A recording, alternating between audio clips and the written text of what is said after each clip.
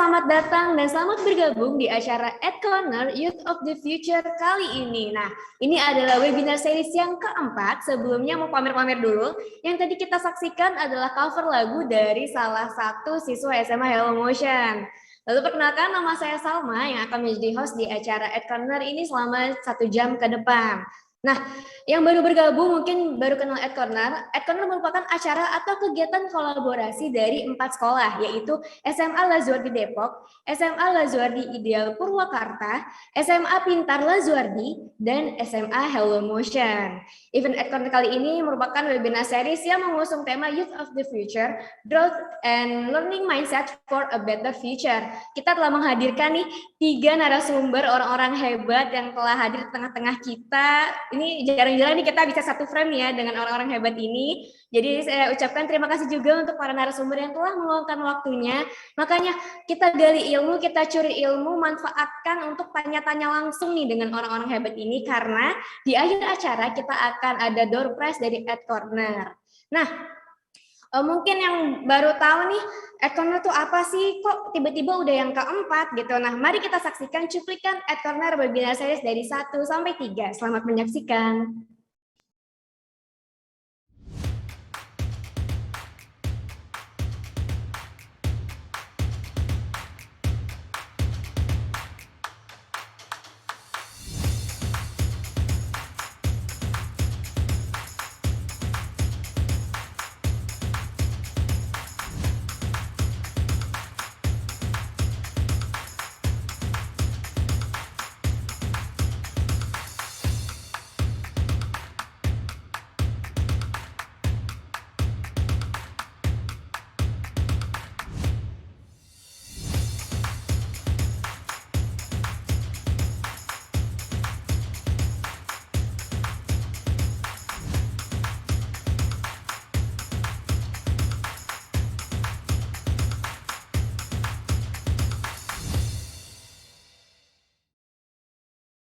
Iya, itu dia cuplikan webinar series @Corner 1 sampai 3. Mohon maaf karena ada kendala teknis, jadi suaranya nggak keluar. Mungkin bagi para ayah, bunda, kakak, atau adik di sini yang kepental-pental nih dari Zoom, kita juga live di YouTube. Bisa langsung cek ke channel kita di channel This @Corner. Nah, tanpa berpanjang-panjang lebar, selanjutnya itu acara yang ditunggu-tunggu adalah talk show. Kali ini biar makin rame nih ya, saya mau mengundang spesial lagi nih, guest star yang lebih spesial pokoknya, yaitu ada Alisa Sofia Pradani. Halo Alisa. Halo Bu, Hai Alisa, apa kabar? Alhamdulillah baik. Alhamdulillah. Oke, nah biar acaranya makin relate nih, karena talk show ini kan kita akan belajar ya Alis ya, gimana mempersiapkan diri untuk dunia industri, kita harus ngapain, seperti apa sih kandidat yang dicari oleh perusahaan. Mungkin biar lebih relate nih, biar Alisa aja deh yang lanjut talk show-nya. Jadi talk show akan diambil penuh oleh Alisa. Silahkan Alisa. Oke, terima kasih untuk Bu Salwa untuk waktu dan tempatnya. Sebelum saya mulai, kayaknya nggak enak kalau aku nggak memperkenalkan diri sendiri dulu ya, karena katanya kalau nggak kenal maka nggak sayang. Oke, perkenalkan semuanya, aku Alisa Sofia Pradani, aku adalah alumni dari Hello Motion High School angkatan kedua, dan sekarang aku duduk di bangku semester 1 kuliah. Aku sangat senang nih hari ini aku dipanggil jadi moderator untuk webinar series keempat dari @Corner yang bertema Growth and Learning Mindset for a Better Future. Dalam webinar ini tentu aku tidak sendirian, aku akan ditemani oleh tiga narasumber hebat yang hadir pada hari ini ya. Sebelum saya mulai, izinkan aku membaca perkenalan singkat untuk kita lebih mengenal para narasumber yang datang hari ini. Oke, pertama kita dihadiri oleh The Great, Mas Semi Hussein, yang telah bekerja di dunia teknologi informasi selama lebih dari 40 tahun. Dan 10 tahun terakhir ini, beliau sedang memimpin divisi Human Resources di PT IBM Indonesia. Selanjutnya, kita sambut ada Mbak Raden Rararia Dewi Agustina atau Mbak Rere, seorang Head of Program of Management and Analytics di Mentor Inc. Mbak Reni telah bekerja selama 13 tahun di swasta, organisasi non-profit, serta bidang penelitian. Mbak Reni ini banyak dapat pengalamannya dari pengalaman belajar dia di Amerika Utara serta Eropa. Wah, keren banget ya. Selanjutnya, last but not least, ada Mbak Anin Tiasmening atau Mbak Anin yang sekarang sedang bekerja di studio animasi Brown Bag Films Bali yang merupakan perusahaan anggota dari Nine Story Media Group Kanada yang didirikan di Denpasar, Bali sebagai operational manager. Nah, sebelum kita sapa narasumber hebat ini nih, mari kita lihat studio profile dari Brown Bag Films dan saya serahkan ke operator.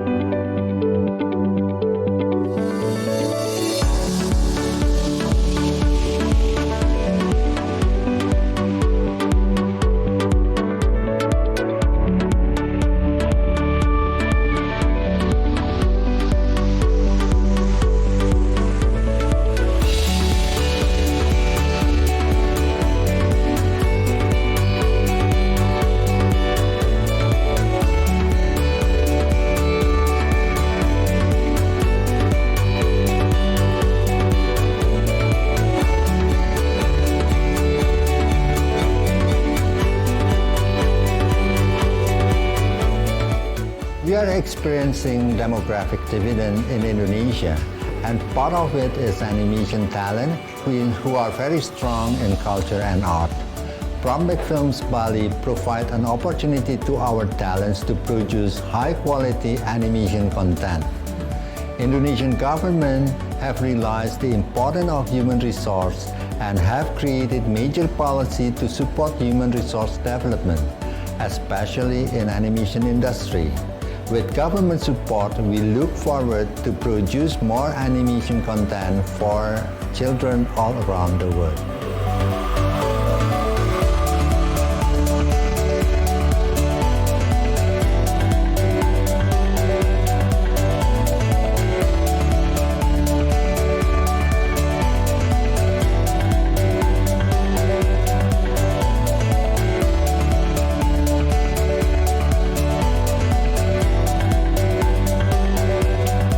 The production range in Brown Bag Films Bali covers from storyboarding, motion capture, assets creation, animation, lighting render, effects to final compositing. We collaborate very closely with the Brown Bag Dublin studio to produce high-quality TV series and feature work. All we want to do is to make good animation. It is our passion and mission, simply because we love animation.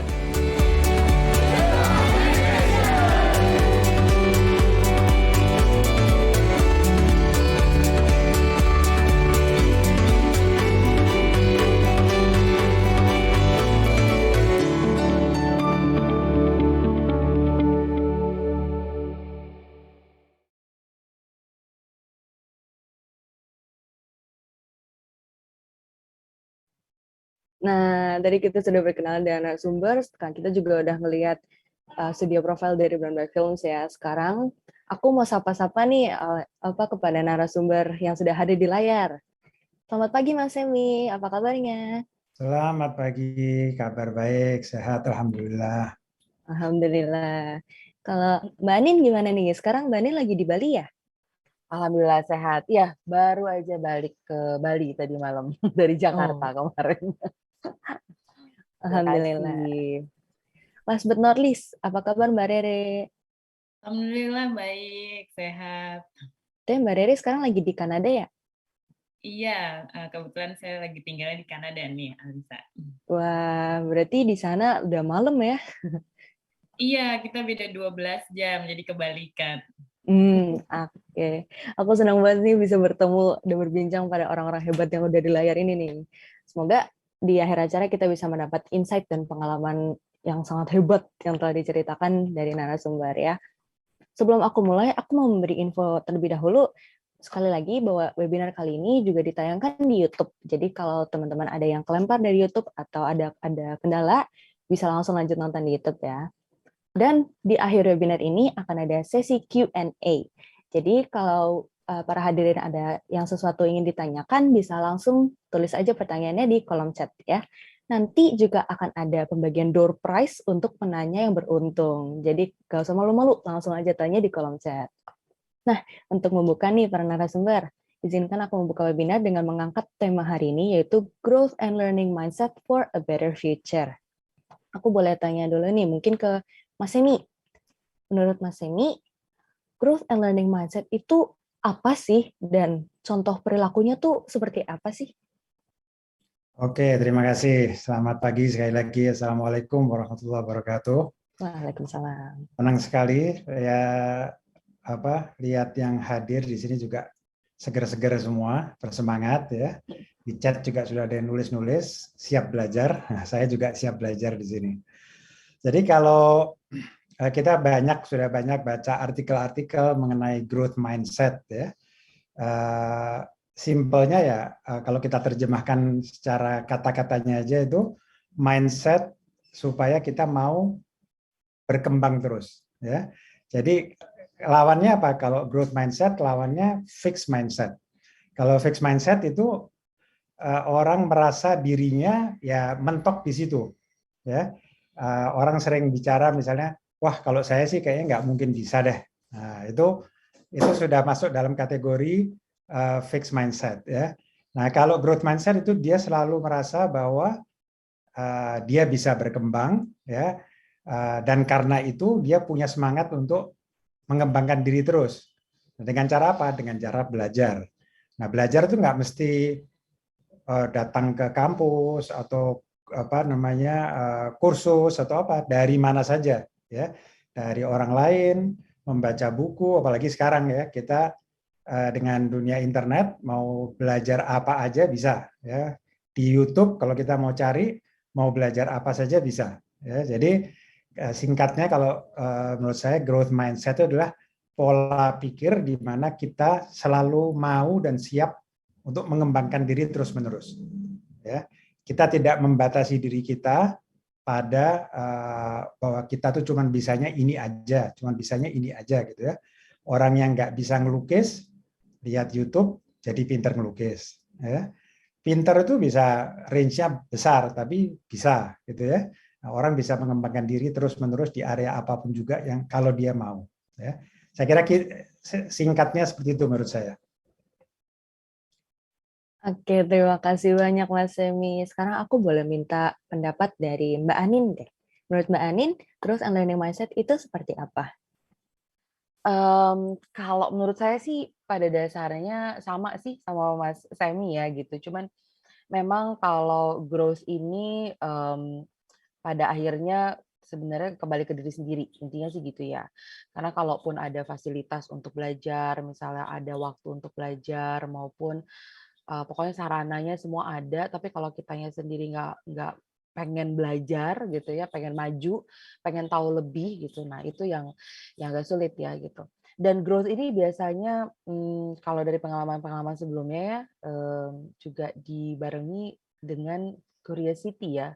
Penasaran pengen tahu, penasaran pengen kasih lebih dalam arti extra effort dan sebagainya. Jadi itu growth mindset ini memang sesuatu yang memang harus selalu dijaga, selalu difasilitasi baik oleh diri sendiri atau baik dari pihak luar, tapi sebagian besar sih selalu dari diri sendiri ya kalau growth mindset nih.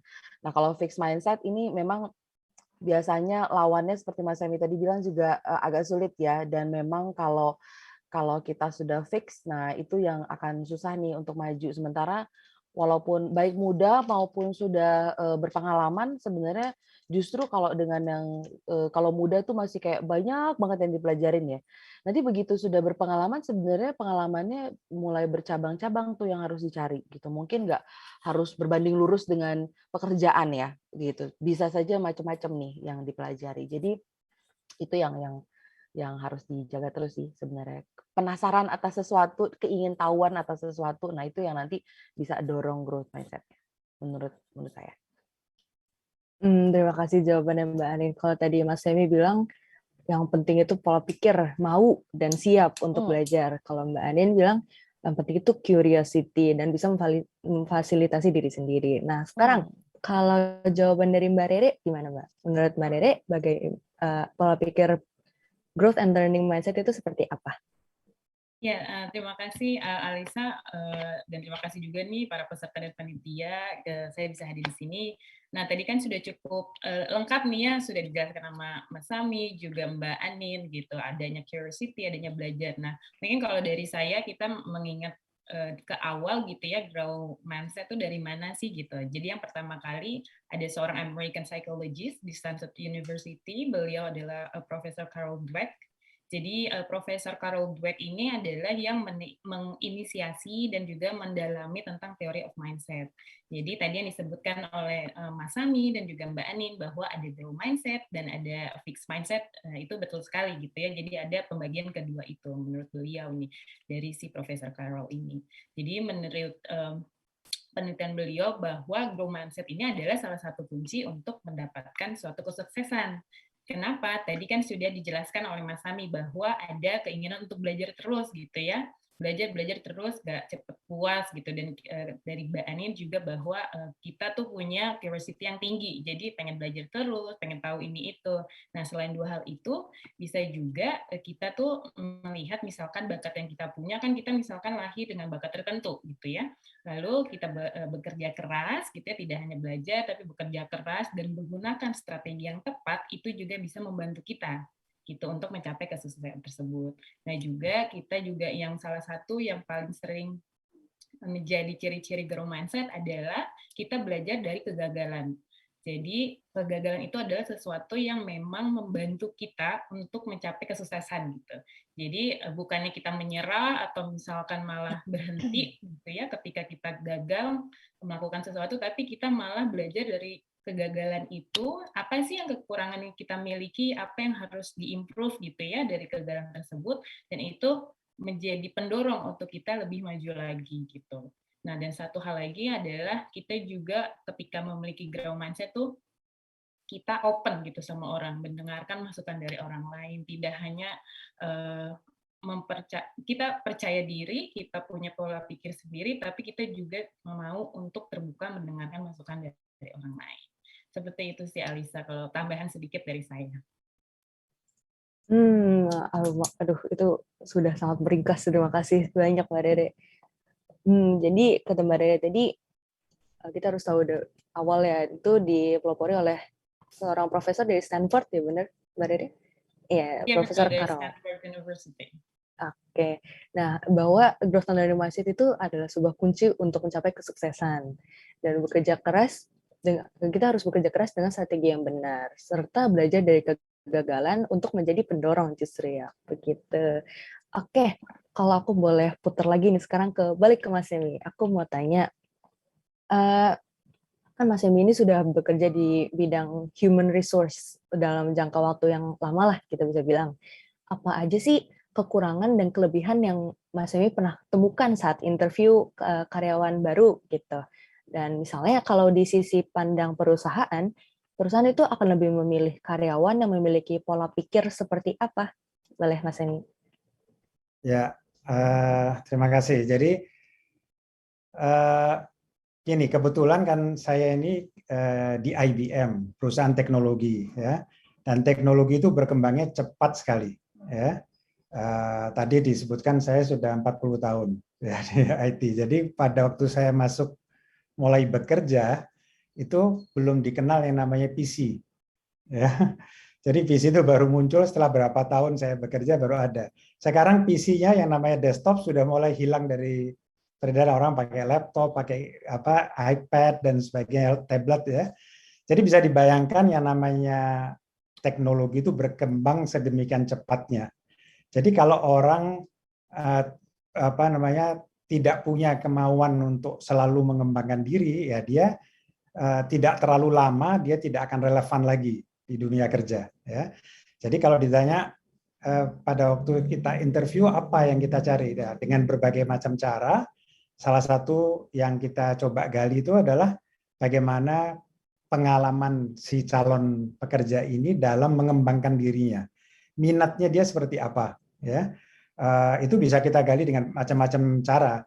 Bahkan kalau fresh graduate pun itu kita juga tetap tanya-tanya pengalamannya selama kuliah, selama di SMA, di kampus maupun di luar kampus apa aja gitu ya.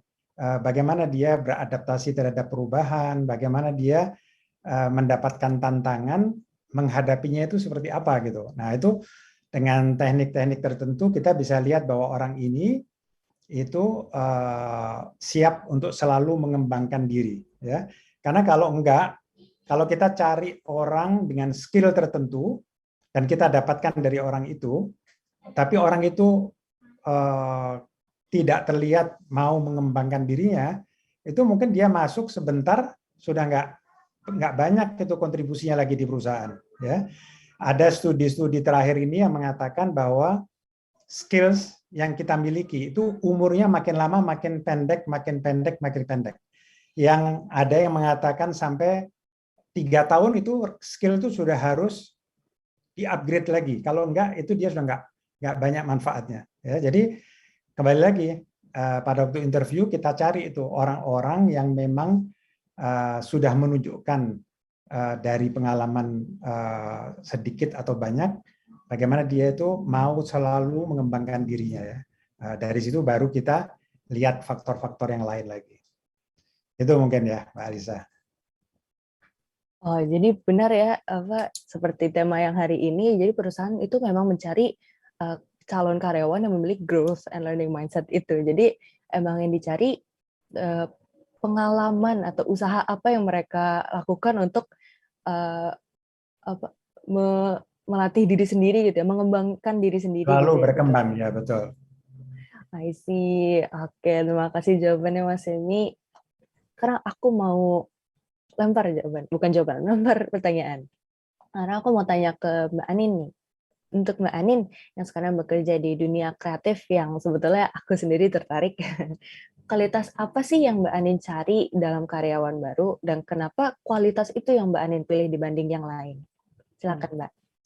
Oke, tapi sebelum saya jawab, boleh nggak? Saya ada satu video kita siapin tuh untuk menunjukkan nanti ini adalah hasil dari growth sebenarnya, growth dari teman-teman kita di Brombek Films Bali. Ini trailer dari project kita yang paling akhir, gitu ya. Boleh Mas Operator di play ya? Kita nonton dulu, nanti saya jawab ya hubungannya apa. I am Karma. Tell 'em who's the queen and I follow my dreams. Go Karma. And to all the boys and girls, let's change the world. Go Karma! Earth to karma! Let me guess. Lost in your own personal music video. Hey Karma. Karma? What does that even mean? It means if you put out love, you'll get love back. Give it up for Karma! That's right. Go ahead, girl. My dream is to be a rapper and change the world with my music. Girls can't be real rappers. Has anyone ever told you that you can't do something? Girls can be anything they want, right? Let me show you what I mean. We're ready! Let's do it. It's a beautiful day up in my neighborhood. I'm with my smelly brother Keith, but I'm feeling good. On sale for limited time. It's the toilet paper helmet 3000. Ooh. I'm okay. Scribbling thoughts on my words past the margin. Switches on the beat and Miss Washington's in her garden. And I'm so real that nothing is superficial. Headed to my school, it's called Peachtree Middle. My friends ask me a million questions about my hair. You come from a long line of black women with beautiful hair, especially me. The thing that makes us all different is our superpower. And if somebody disagrees, you have to say it louder. My hair's unique and I love my curls, so put them up for afros all across the world. So beautiful.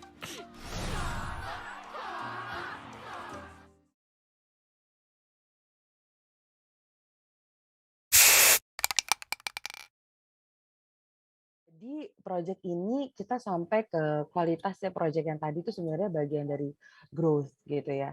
Growth di mana sebenarnya kalau studio kita bisa kerjain dari kualitas yang mungkin lebih rendah sampai ke kualitas yang sekarang, sebenarnya itu bukan studionya yang growth, tapi itu adalah timnya yang growth sebenarnya gitu. Karena proses belajar dari mengerjakan yang lebih mudah sampai ke lebih sulit itu kan sebenarnya ada prosesnya ya, dan prosesnya memang tidak cepat gitu. Ada sekitar kita sampai di sini tuh mungkin sekitar 3-4 tahun gitu ya. Jadi itu sesuatu yang memang kalau kita cari, balik lagi ke pertanyaan yang tadi, sebenarnya kalau untuk kualitas apa sih yang paling dicari, hard skill udah pasti, karena kalau misalnya mau jadi animator misalnya gitu ya, pasti pertanyaan pertama bisa bikin animasi nggak gitu ya, pertanyaan teknis kan sebenarnya, jadi lebih ke kemampuan teknisnya. Cuman kemampuan teknis itu harus dibarengin sama yang namanya soft skill, which growth itu menjadi bagian dari soft skill yang kita selalu bawa terus gitu. Simple thing, kalau kita ada review, self learning itu sebenarnya salah satu bagian penting dari kita, karena self learning ini nanti akan menentukan teman-teman yang bergabung dengan studio kita ini nanti kira-kira akan bisa grow sampai mana ya. Kemudian karir path-nya itu nanti dia akan bisa sampai mana ya gitu. Jadi memang soft skill berkaitan salah satunya growth ini penting banget buat jadi part of the studio. Dan di industri kreatif, namanya creativity kan bisa up and beyond ya gitu. Kita nggak bisa batasin kan kalau kita bicara creativity itu.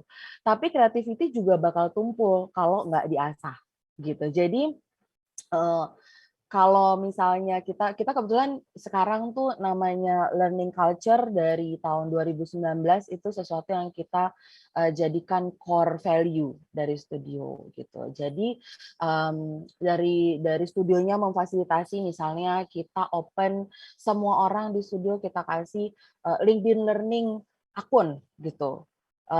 Semua orang bisa belajar apa aja, ada 16.000 course kan di situ ya, jadi terserah deh mau belajar apa aja boleh. Kemudian kita ada kayak mentoring dan coaching gitu, jadi dari lead, supervisor itu dia selalu ada sesi mentoring dan coaching. Lead dan supervisor yang ngasih pelajaran juga seperti Mas Henry tadi bilang ya, dalam 3 tahun tuh sebenarnya harus diperbarui nih gitu. Nah mereka juga ada kelas-kelas khusus advance yang kita ikutkan, Anim School, Ayanimit, yang mereka kemudian belajar sama yang lebih lagi kemampuannya gitu. Jadi memang itu yang selalu kita berangkat dari situ ya. Dan saingannya juga kita selalu remind ke teman-teman gitu bahwa di kreatif ini kita juga tidak ada batasan bahwa kalau belajar animasi baru boleh gabung di studio atau boleh masuk ke industrinya. Nggak begitu. Soalnya kita kebetulan kalau di studio tuh ada perawat yang jadi animator, jadi itu agak nyebrang ya, jauh gitu. Ada dokter gigi yang sekarang jadi technical director kita. Simply karena ya pokoknya dia tertarik aja.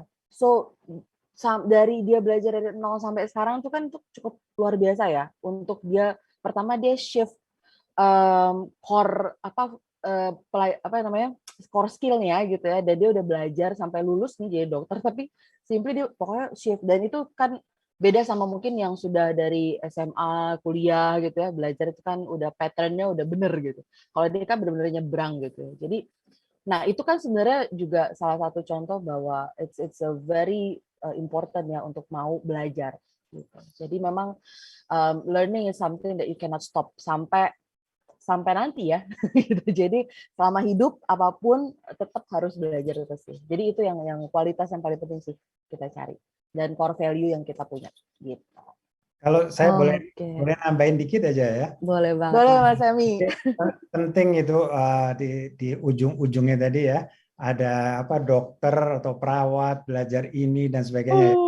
Kalau sudah di dunia kerja itu kenyataannya kalau kita mau berkembang, kita nggak bisa hanya melimit diri kita hanya di area skill kita saja. Betul. Justru untuk maju, dia itu dikasih assignment yang nyebrang ke sana, nyebrang ke sini gitu ya. Saya mau kasih contoh tadi, kalau ini perawat jadi animator misalnya. Saya ini dulu lulus dari ITB, elektro arus kuat. Ya, jadi ilmunya itu ilmu setrum-struman lah kira-kira gitu. Tegangan tinggi dan sebagainya. Kemudian saya masuk di IBM, saya menjadi engineer, harus belajar programming dari nol, ya. Terus solve technical problem di komputer-komputer zaman dulu, mainframe dan sebagainya gitu ya. Kemudian bergeser ke sales. Itu nggak ada di dalam bayangan saya tuh, saya jadi orang sales itu nggak ada. Tapi saya ke sales ya. Kemudian waktu saya memimpin unit, saya diajar untuk menjadi people manager. Nah, saya kebetulan passionnya muncul juga di situ. Tadinya saya bayangin saya itu engineer, pure engineer ya. Tapi kemudian saya belajar mengenai people management. Dan pada waktu belajar people management itu banyak ilmu-ilmu baru yang sama sekali tidak pernah saya dapatkan di bangku kuliah atau di mana kan. Jadi saya baca dan saya punya anak buah yang saya punya passion untuk bangun tim yang kuat gitu ya, supaya teman-teman ini bisa growing gitu ya. Nah, karena itu saya itu skill saya dimanfaatkan oleh orang-orang HR di perusahaan untuk training, untuk ini dan sebagainya.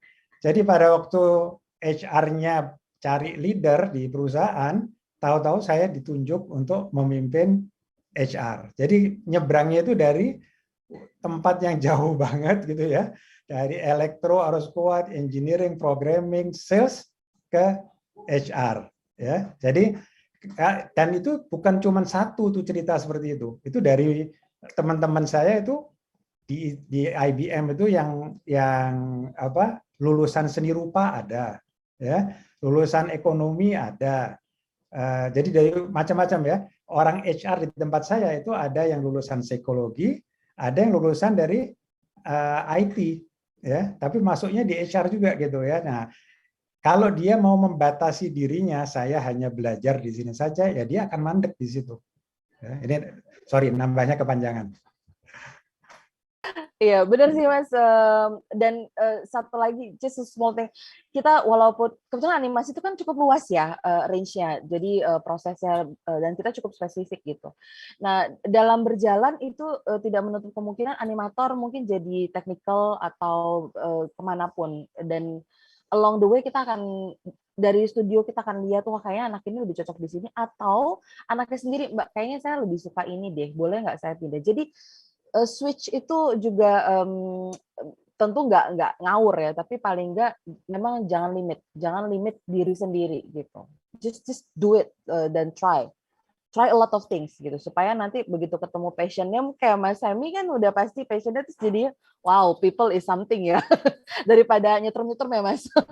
Jadi kurang lebih gitu. Balik lagi tuh Alisa. Wah, terima kasih banyak. Tadi contohnya sangat bizarre ya, tadi mulai dari perawat jadi animator, terus Mas Semi sendiri yang tadi belajar teknik elektro, lu muter ke sales, balik lagi, terus ada lagi ke HR. Aduh, berarti sangat luas ya skills-nya. Aduh. Nah, dari sini muncul pertanyaan baru nih yang aku ingin tanyakan ke Mbak Rere. Tadi kita udah dengar pengalaman Mas Semi dan Mbak Anin tentang karyawannya gitu. Nah, sekarang pertanyaannya, langkah apa sih yang kita harus lakukan untuk menyeimbangkan pekerjaan yang kita inginkan, yang kita dianggap mahir, yang menghasilkan banyak uang, dan apa yang dunia memang butuhkan? Silahkan Mbak Rere. Iya, terima kasih Alisa. Jadi banyak gitu ya pilihannya, kalau kita sebagai manusia tuh kayaknya pengen semua gitu ya. Tapi tadi dengan penjelasan dari Mas Sami, terus Mbak Anin juga gitu, ketika kita mau keluar dari comfort zone gitu ya, kita mencoba banyak hal, kalau berdasarkan kayak pengalaman pribadi saya tuh kita nggak perlu kayak harus memilih gitu. Jadi kita bisa menyeimbangkan antara pekerjaan yang memang misalkan secara income baik gitu ya, tapi kita mungkin punya passion di tempat lain gitu. Apakah kita harus meninggalkan passion kita? Belum tentu gitu.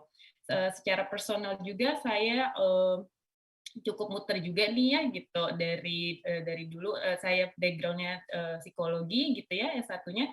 Terus tapi saya punya passion tuh ada di dunia sosial dan pendidikan gitu. Jadi memang selalu tuh ikut volunteer, organization experience gitu ya di kegiatan sosial, relawan seperti itu di dunia pendidikan. Jadi begitu lulus kuliah juga keterimanya di HR gitu, di salah satu company yang cukup baik gitu. Terus ya udah kita ikutin aja gitu. Biasanya kan cukup banyak lah kalau di Indonesia ini lulusan psikologi masuk ke HR ya Mas Sami ya gitu. Biasanya gitu. Lulusan S1 kita ikut, tapi tetap yang ada passion di dalam diri itu nggak bisa dibohongin gitu. Akhirnya meskipun bekerja di perusahaan sebagai HR, tetap aja saya turun mengikuti kegiatan voluntary di kegiatan sosial dan public mental health gitu. Karena memang ternyata passionnya di situ, terjun ke lapangan untuk membantu awareness tentang HIV/AIDS di pelosok gitu ya. Which is ini kan dua hal yang berbeda gitu. Satu, setiap harinya berinteraksi dengan employee di perusahaan besar gitu ya, tapi sorenya gitu harus ke lapangan dan juga ke pelosok gitu ya untuk membahas tentang sesuatu yang berkaitan public health. Which is sebenarnya ini dua hal yang sangat berbeda gitu. Tapi disitulah yang menurut saya bagaimana menyeimbangkan gitu ya apa yang kita suka dan apa yang kita lakukan untuk pekerjaan yang dibayar. Nah, sampai di titik ini hidup saya tuh saya tidak pernah membedakan gitu ya. Jadi untuk saya yang namanya terminologi pekerjaan adalah pekerjaan yang dibayar dan tidak dibayar gitu. Menurut saya nilai-nilai yang saya dapatkan itu sama gitu posisinya.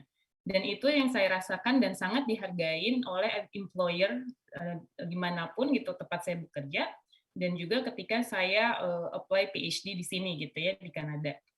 Jadi tidak dibedakan tuh pengalaman saya ketika bekerja yang dibayar dan pengalaman saya pekerjaan yang tidak dibayar gitu. Jadi menurut saya ketika kita punya passion terus tapi kok kayaknya aku kalau ngikutin passionku kayaknya gak ada bayarannya nih gitu. Menurut aku dengan kita punya growth mindset gitu, kita bisa dapat sesuatu yang lebih bahkan dari hanya sekedar income gitu ya. Karena ketika kita punya growth mindset tuh kita bisa belajar banyak tadi ya untuk memenuhi curiosity kita bisa keluar dari comfort zone kita bisa belajar dari kegagalan dan mempelajari banyak hal gitu dari passion kita gitu. Dan kita juga bisa tetap istilahnya ya sebagai manusia gitu ya, kita kan perlu nih kehidupan sehari-hari gitu untuk makan, untuk rumah dan sebagainya gitu. Kita harus menjalani pekerjaan yang memang mungkin income-nya baik, nggak masalah gitu. Jadi memang itu bisa diseimbangkan dan itu terus berjalan gitu ya. Bahkan ketika saya juga di S2 dan sekarang juga di PhD juga selalu menjalani apa yang saya suka gitu ya dan apa yang harus saya lakukan gitu. Jadi bisa balance dan disitulah juga diuji tuh Alisa gitu. Gimana sih ketika kita menghadapi challenge-nya gitu ya, karena kan I will say that ini nggak mudah gitu ya menjalani lebih dari satu fokus gitu. Tapi banyak pelajaran yang saya dapetin gitu dari ya ketika gagal, ketika ada konflik gitu di situ belajar dan tidak membuat saya tuh berhenti gitu. Karena jadi malah ter-challenge lagi. Oke, kenapa ya saya kayak begini gitu. Apa yang harus diperbaiki ya gitu. Apa yang harus dipelajari lagi ya gitu. Yang penting adalah kita tuh memiliki hope gitu. Ketika kita ngadepin kegagalan, misalkan tadi kan banyak nih pilihannya mana yang harus diseimbangkan gitu ya. Bagaimana caranya? Ketika kita menghadapi kegagalan itu, yang penting kita punya pikiran, one day I will reach the finish line. Tapi gimana caranya nyampe sana ya? Pasti kan banyak kerikil tuh. Nggak apa-apa, yang penting kita punya hope. Jadi kita tidak akan pernah berhenti untuk belajar mencapai finish line tadi gitu sih Alisa. Oh, makasih banyak jawabannya Mbak Rere. Sebetulnya kalau aku personal, aku juga baru nyadar gitu selama ini aku tuh batasin diri sendiri ya. Kalau aku kan sebetulnya aku tuh punya banyak interest di banyak hal gitu. Cuman selama ini aku mikir kayak nanti kalau aku nggak punya fokus di satu hal, nanti aku kerjanya juga nggak terarah, nanti susah ke kanan kiri belok nanti tambah lama ke garis akhir gitu. Cuman dengar dari Mbak Rere sharing tadi benar juga ya, nggak ada salahnya kita punya skills yang lebih banyak gitu. Walaupun ya. Bener tuh, dan tadi yang aku tangkap dari yang Alisa bilang adalah, aduh aku punya interest banyak, terus nanti gimana ya lebih lama nih untuk mencapai finish line. Nah, kata-kata lebih lama itu kan ketika kalau kita meng-compare dengan orang lain. Nah, itu yang kita harus fokus nih. Lebih baik kita membandingkan diri kita dengan diri kita di masa lalu, apakah kita berkembang atau enggak. Karena kalau kita ngelihat kanan kiri, you will be stressful, pretty sure. Dengan kemajuan kayak sekarang kan cepat banget gitu ya, dan ketika membandingkan kita dengan orang lain kan belum tentu apple to apple tuh. kondisi orang beda-beda gitu kan. Jadi dan itu biasanya membuat stres sih gitu, kayak aduh kok yang itu udah kesana, kok aku jadi belajar A, B, C jadi lebih lambat gitu. It's better for us to compare ourselves in the past gitu. Apakah kita berkembang, apakah kita malah mundur atau stuck. Itu yang malah lebih khawatir ketika kita kok kayaknya nggak ada yang berkembang ya gitu dari diri. Itu sih yang lebih mengkhawatirkan kalau menurut aku. Aduh, pikiran aku jadi terbuka sekali sekarang. Berarti bener ya, daripada compare sama orang lain yang belum tentu apple to apple, mending compare sama diri kita sendiri yang ada di masa lalu. Aduh. Mungkin nambahin sedikit ya, Ya. kalau boleh. Jadi banyak yang bikin kita mungkin ya secara pengalaman pribadi sih suka hold back ya. Jadi kayak, duh mau coba, jangan-jangan gini, jangan-jangan gitu. Duh nanti salah nggak ya gitu. Itu kan pertanyaan yang sering banget muncul ya gitu. Padahal sebenarnya ya udah kalau salah, yang penting belajar gitu. Belajar dalam artian gini, kalaupun sebelum bikin salah kan pasti kita ada persiapan-persiapan dulu. Yang penting itu ya. Nah kalau misalnya sudah disiapkan, ternyata masih, oh ternyata harusnya gini gak gitu. Ya udah gitu. Kita memang harus belajar juga untuk don't take it to salah nih gue gitu. Kadang-kadang ada gitu ya. Jadi just embrace it.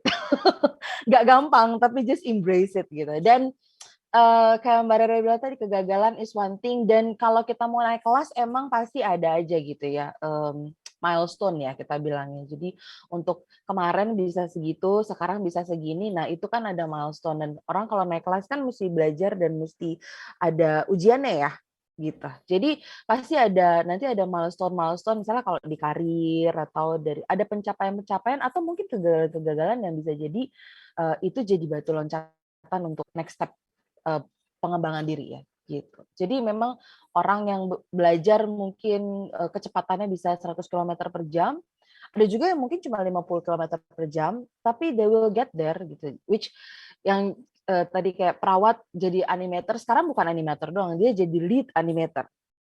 Jadi dia sudah bisa beat up yang lain yang sebenarnya background-nya dari animation, simply karena ketekunannya. Memang dia bisa dibilang tidak cepat seperti yang lain, tapi kecepatannya konsisten.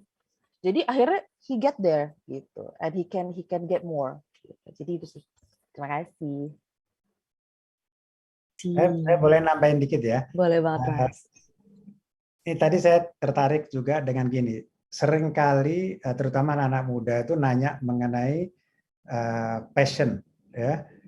Ini saya jawab pengalaman aja, mungkin nanti ada ahlinya yang bisa menjelaskan. Tapi gini, kalau saya tuh berpendapat bahwa jalanin aja itu.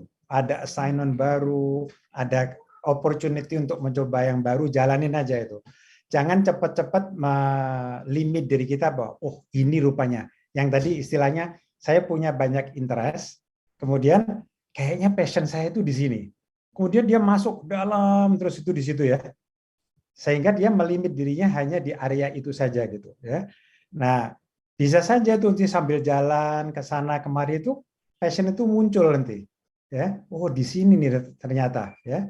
Dan pada waktu kita ada di suatu posisi yang mungkin tidak 100% sesuai dengan passion kita, juga nggak perlu merasa kecewa atau apa ya. Kita masih bisa perform di situ ya. Saya mau ambil contoh. Tadi saya cerita, saya engineer, kemudian saya ke sales, yang tidak pernah terpikir sama sekali saya itu masuk ke dunia sales ya. Tapi pada waktu itu saya dapat assignment itu. Kebetulan saya harus memimpin satu unit isinya anak-anak fresh graduate di bidang sales. Jadi terus saya berpikir panjang apa yang bisa saya lakukan. Padahal saya bukan orang salesman yang hebat gitu ya. Jadi terus saya pelajari salesmanship itu seperti apa gitu. Nah, saya memanfaatkan kemampuan saya untuk belajar ini, saya mengembangkan tim supaya mereka menjadi salesman yang hebat. Bukan meniru saya, tapi menjadi salesman yang hebat. Ya, jadi walaupun saya waktu itu tidak berada di dalam role yang saya bersemangat, ya, tapi saya mencari itu area mana yang saya bisa berperan besar, berkontribusi besar, dan saya passionate sekali di situ, yaitu developing orang. Ya. Nah, itu alhamdulillah hasilnya bagus.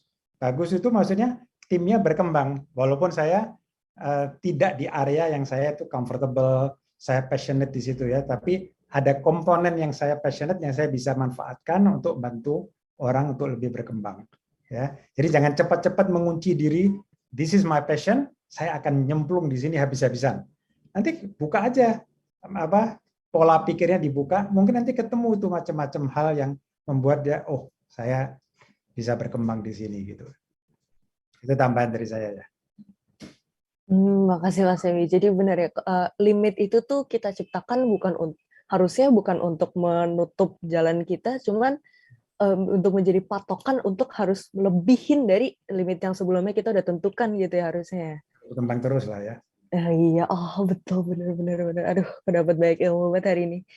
Mungkin aku mau tanya lagi nih, sebagai aku kan sekarang masih di kuliah, apalagi masih semester 1, masih mahasiswa baru lah, maba. Aku pengen tanya ke narasumber yang saat narasumber masih SMA atau masih baru masuk kuliah gitu, pandangan narasumber ke dunia pekerjaan tuh kayak apa sih? Apakah ada motivasi kayak, gue harus kerja, gue harus cari duit gitu, atau malah adanya beban kayak, aduh harus banget ya kerja ya gitu. Boleh dari Mbak Rere? Iya, Alisa, terima kasih. Berarti flashback nih ya, zaman-zaman SMA gitu ya, baru kuliah, cukup lama juga.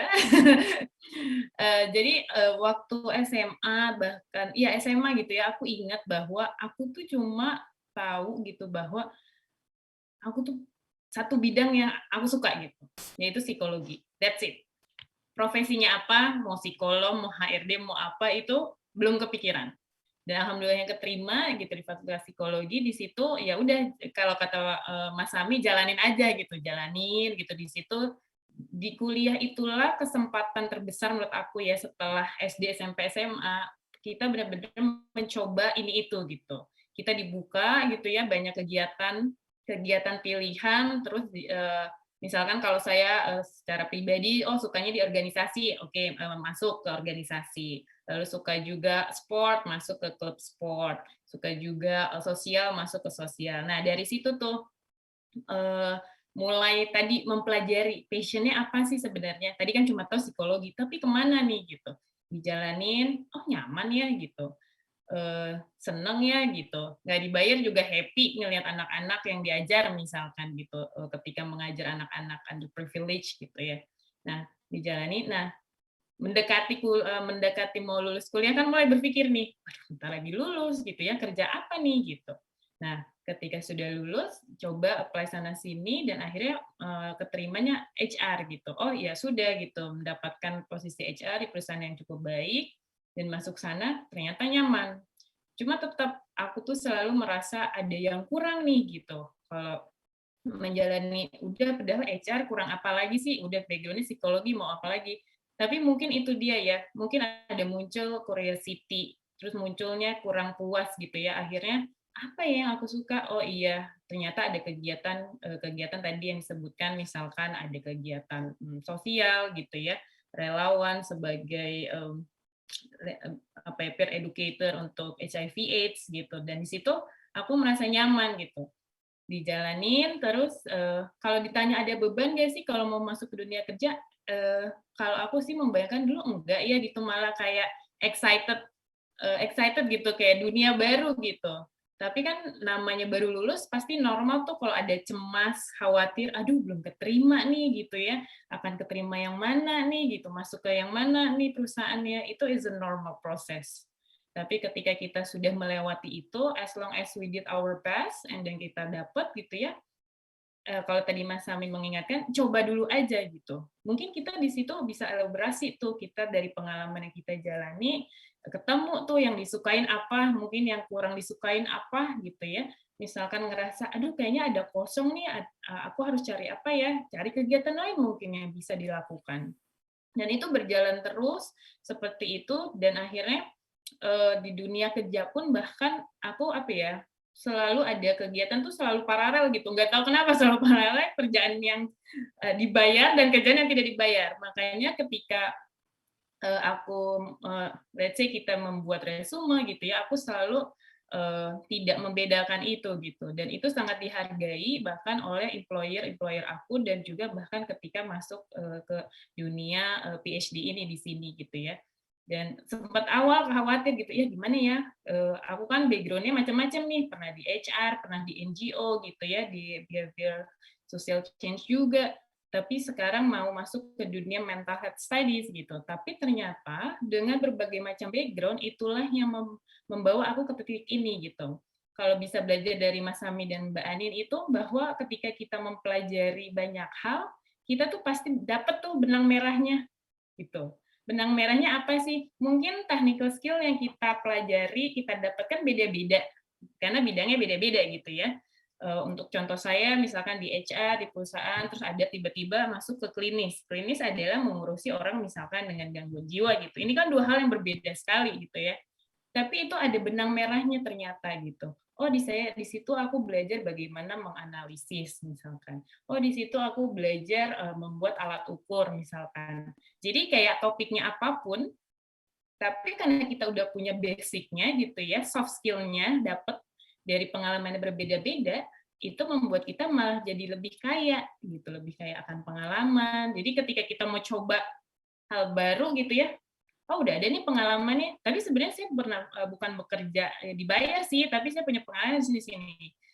Dan itu juga berharga gitu. Jadi kalau untuk kayak teman-teman di sini yang masih SMA atau mungkin para orang tua gitu ya, ketika anaknya pas mau ikutan volunteer di sini gitu ya, kan banyak nih sekarang inisiatif anak muda ya gitu ya, gerakan-gerakan anak muda untuk lingkungan, pendidikan segala macam, itu adalah starting point yang sangat bagus menurut saya gitu.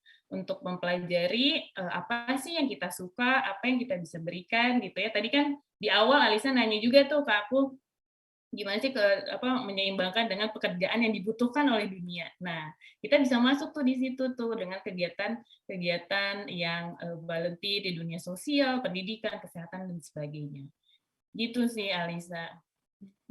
Oh, bener. Oh, kita walaupun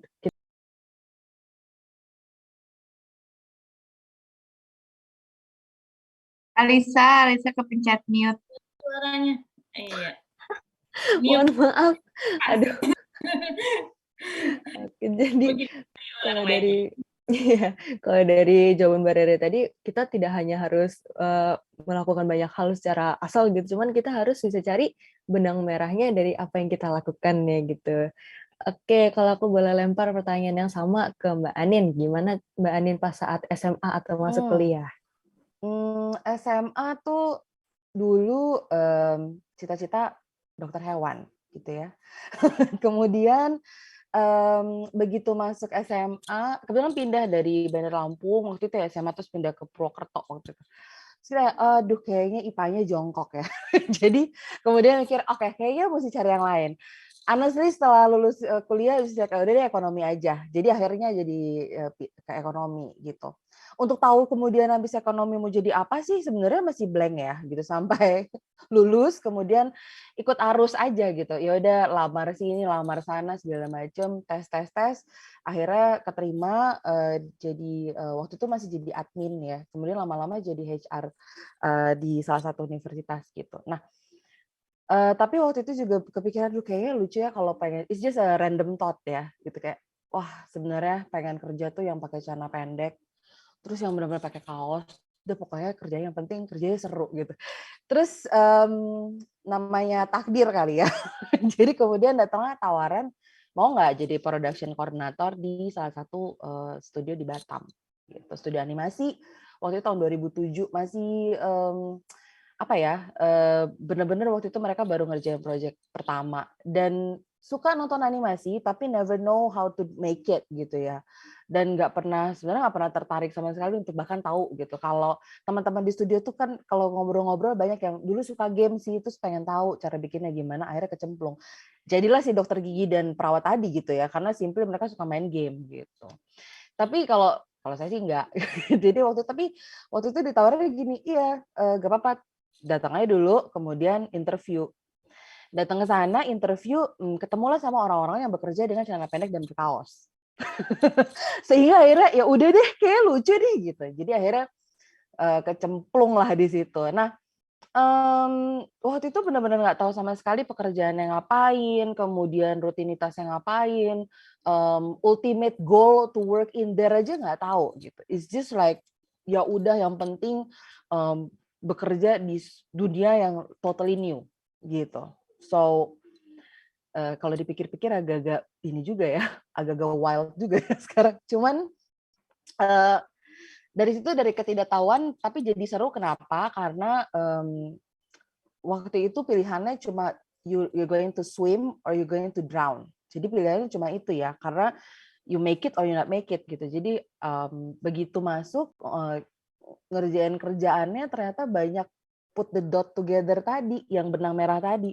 Oh ini prosesnya begini, kemudian begitu. Oh ternyata nggak boleh begini. Banyak banget dan terus banyak pertanyaan, kenapa begini ya, kenapa begitu, kenapa sih harus begini. Banyak banget tuh pertanyaan itu yang kemudian ternyata nyari jawabannya seru gitu. Dan ternyata belajar dari orang-orang yang interaksi dengan orang-orang yang totally different ya. Jadi kalau di ekonomi kan ketemunya ya anak-anak ekonomi ya. Gitu. Begitu masuk ke dunia kreatif tuh ketemu anak-anak ISI gitu, FSRD.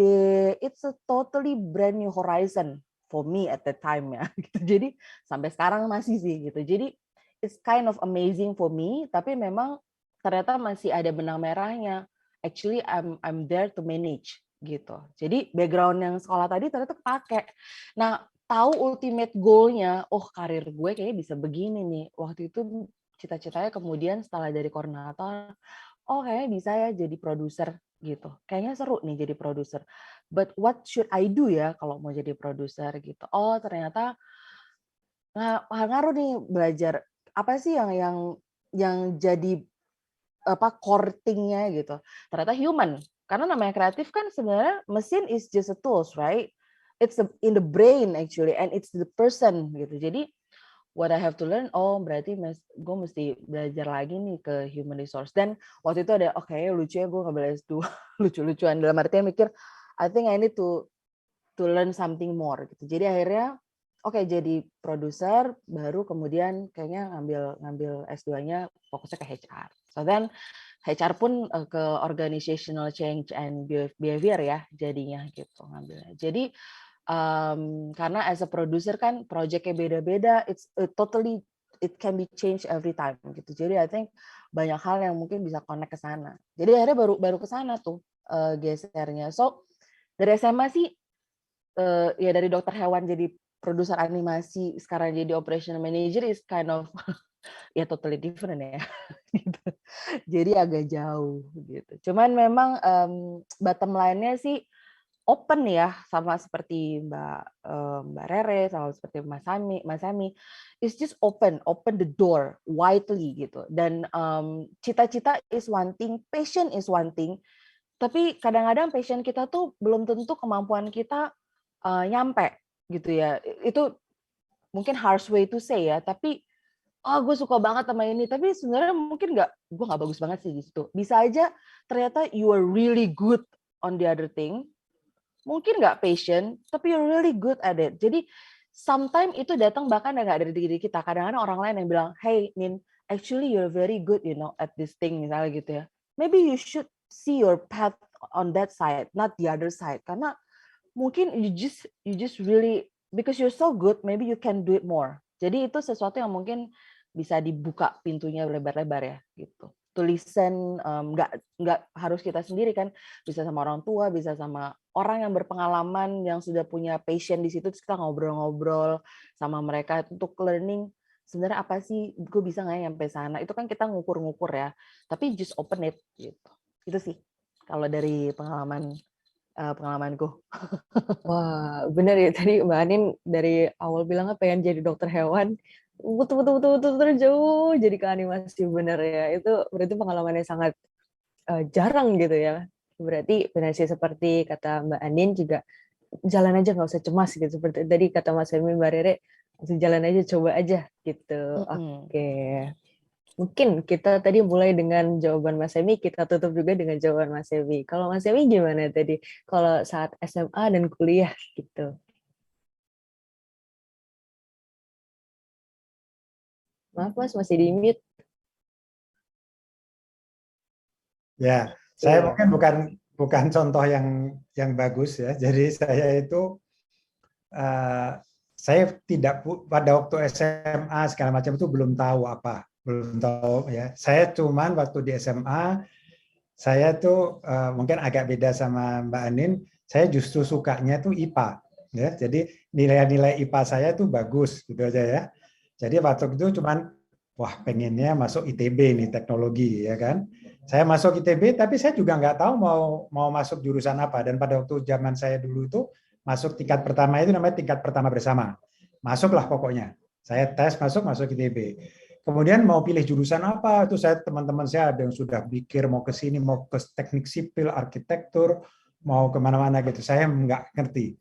Tapi terus kampus ngadain psikotes ya untuk pencarian bakat atau gitu istilahnya waktu itu kalau nggak salah. Waktu saya dites, saya dikasih saran 3 jurusan. Yang prioritas pertama itu elektro, kedua sipil, ketiga arsitektur. Ya. Nah, 3-tiganya ini IPA-nya harus kuat. Jadi ini pas nih kayaknya sama saya. Tinggal masalahnya adalah kalau nilai saya bagus, saya bisa masuk elektro karena waktu itu salah satu jurusan favorit. Kebetulan nilai saya bagus, masuklah saya ke elektro. Nah, di elektro saya masuk situ juga saya masih bingung. Apa ini ya yang saya pelajari di elektro? Tapi saya masuk aja dulu gitu ya.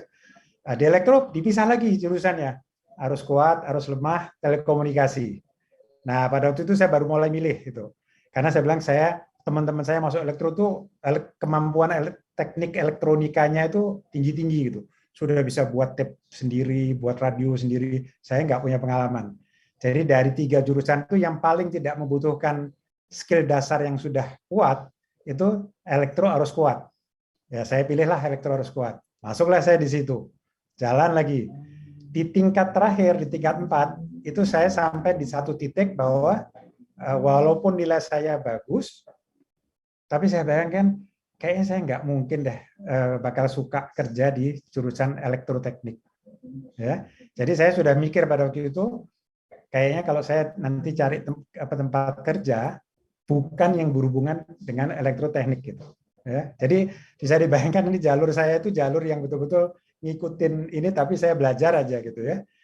Nah, kalau lulus kebetulan pada waktu itu IBM buka penerimaan di kampus. Tes besar-besaran semua sarjana baru. Nah, itu tes saya di situ lulus, interview lulus sampai akhirnya masuk. Itu saya betul-betul masuk ke satu perusahaan yang start from zero. Belajar programming, belajar komputer dan sebagainya. Nah, di situ saya suka banget di situ dan saya bisa perform dengan bagus dan saya merasa bahwa this is my passion. Saya akan jadi engineer dan saya dikasih kesempatan belajar di lab-nya IBM di Amerika pada waktu itu ke beberapa tempat dan pulang itu waduh high gitu ya. Namanya engineering IT, ya itulah hidup saya nanti akan ke situ. Saya ditawarin apapun juga, enggak, saya mau jadi engineer gitu. Nah, tapi juga berubah itu. Saya itu ngajar banyak customer ya, customer-customernya IBM pada waktu itu. Karena saya engineer dan saya suka di bidang engineering saya ngajar banyak. Kelas-kelas baru kalau ada kelas, saya mencalonkan diri saya jadi instrukturnya, ngajar.